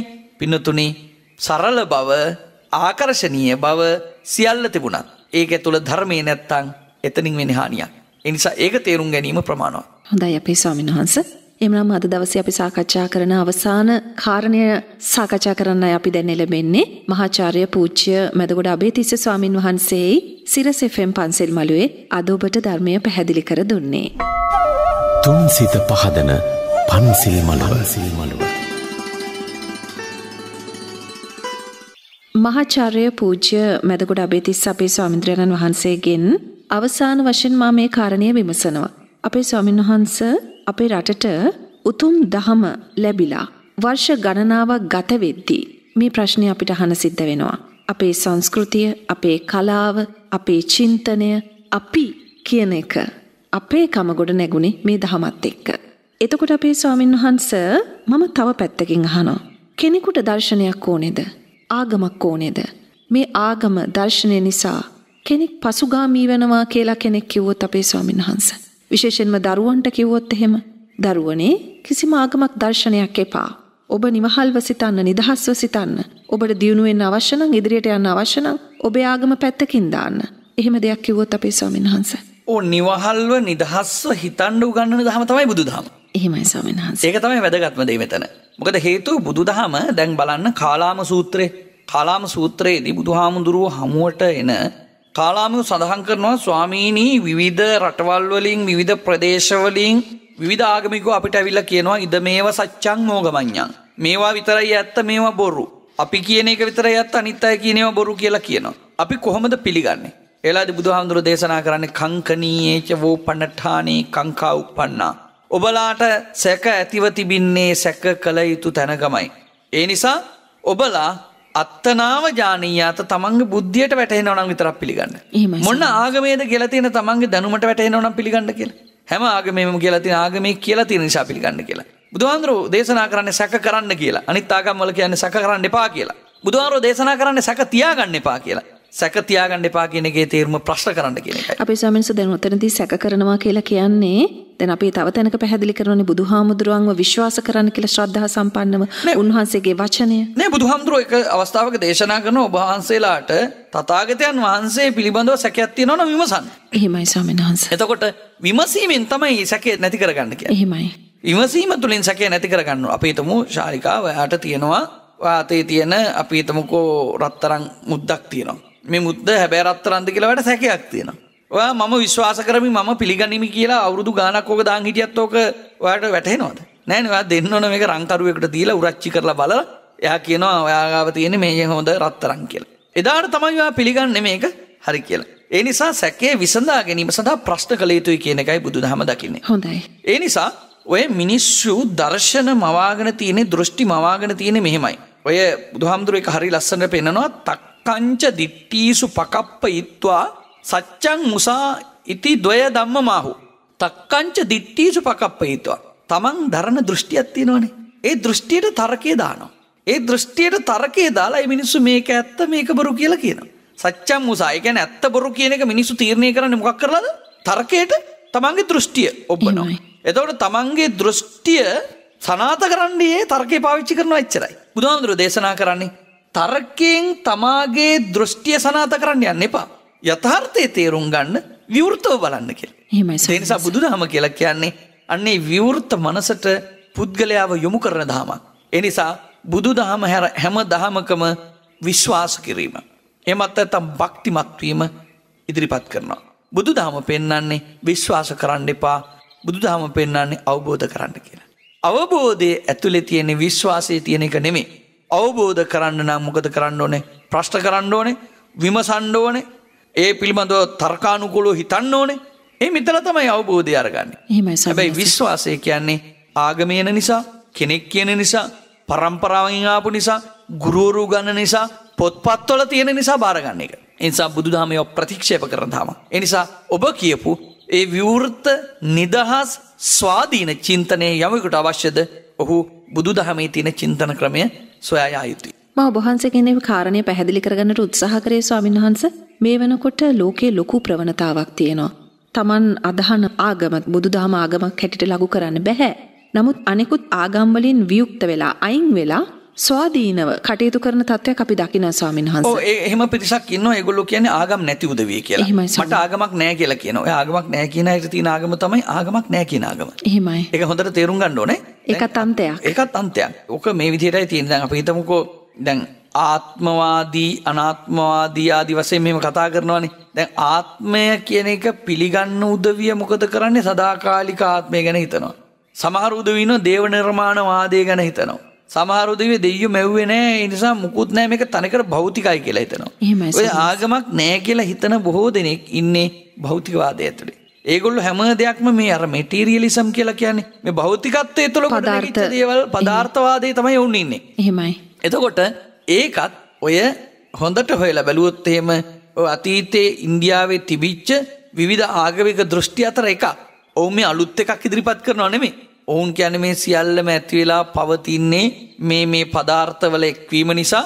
ඒ නිසා සංසාරයක් නැහැ, උපතක් නැහැ, එහෙමත් නැත්නම් සසර පැවැත්මක් නැහැ, මරණින් පස්සේ සියල්ල ඉවර වෙනවා. ඒ විදිහට ඔය කියන කණ්ඩායම මේ අලුත් ආගමක් නෙමෙයි 62ක් මිත්‍යා දෘෂ්ටිවල එකක් විතරයි ඕක. ඒ නිසා ඔවුන් හිතාගෙන ඉන්න උන්ට දැනුමක් නැහැ. ඔවුන් දන්නේ නැහැ ඔවුන් අදහන්නේ ආගමක් කියලා. ඔවුන් අදහන ආගම තමයි ඔය නාස්තිකවාදය. එහෙමයි. හොඳයි ස්වාමීන් වහන්සේ අද අපි බොහෝ කාරණා සාකච්ඡා කරා. විශේෂයෙන්ම මෑත කාලීනව බොහෝ දෙනාට ගැටලු සහගත වෙලා තියෙන තැන් අපි දහමට අනුව පැහැදිලි කරගත්තා. අද සිරස FM පන්සිල් මළුවට වැඩමවා වදාළ පැපිලියාන සුනිත්‍රා දේවී පිරිවෙන්පති ශ්‍රී ජයවර්ධනපුර විශ්වවිද්‍යාලයේ මහාචාර්ය පූජ්‍ය මැදගොඩ අබේතිස්ස ස්වාමීන්ද්‍රයන්න් වහන්සේට අපි නිදුක් නිරෝගී සුව ප්‍රාර්ථනා කරනවා. ශාසනය වෙනුවෙන් ඒ වගේම රට ජාතිය වෙනුවෙන් ඔබ වහන්සේ කරන්නා වූ මෙහෙවර තවදුරටත් ශක්තිමත්ව කරගෙන යාමට සම්‍ය දෘෂ්ටික දෙවියන්ගේ ආශිර්වාදයක් ලැබේවා කියලා සිරස FM පන්සිල් මළුවේ අපි සියලුම දෙනා ඔබ වහන්සේට මෛත්‍රී සිතින් ප්‍රාර්ථනා කරනවා. තෙරුවන් සරණයි ස්වාමීන් වහන්සේ. තෙරුවන් සරණයි සියලුම දෙනාට සියලු යහපත අභිවෘද්ධිය සැලසේවා කියලා ආශිර්වාද කරනවා. ඒ වගේම එළවෙන පොසොන් පුර 15ක් පොහේ තියෙනවා. ඉතින් හැම දිනෙකටම ඒ කාලය ඉතාමත්ම වටිනා පින්බර කාලයක් බවට පත්වේවි. ලෞතර බුදුරජාණන් වහන්සේගේ ධර්මය අපිට ලැබිච්ච දවස. ඒ නිසා ඒ කාලයත් හැම දිනෙකම දාන ධර්ම ආදී යෙදෙමින් අපේ සංස්කෘතිය අපේ වටිනාකම් ආරක්ෂා කරගන්න කටයුතු කරන්න ඕන කියලා ඉල්ලනවා. ඒත් එක්කම පහුගිය වෙසක් කාලය ඇතුළත අපි දැක්කා යම්කිසි නරක ප්‍රවණතාවක් ඇති වෙලා තිබුණ රටේ වෙන එක් ආකාරයේ හෝන්නලා පිඹගෙන ඒ වගේම නරක ආකාරයේ පැවතුම් ඇතුව අපේ යම් තරුණ පිරිස ඇසුරුණා. අපි ඒ ගැන කිසිම තරහක් අපේ හිතේ නැහැ. නමුත් අපිට තියෙන ලොකු කනගාටුවක් මේ ඔබේ රට, ඔබේ සංස්කෘතිය, ඔබේ දහම. ඒ නිසා ඒ සියල්ලට ගරු කරමින් වැදගත් දරුවන් හැටියට ලෝකෙටම ආදර්ශයක් වන විදිහට කටයුතු කරන්න හැමෝම හිතට ගන්න හැටියට මේ පොසොන් සමේ සිහිපත් කරනවා. හැමට තෙරුවන් සරණයි. හොඳයි ස්වාමීන් වහන්සේ බොහෝමත්ම පින්. තුන් සිත පහදන පන්සිල් මළුව.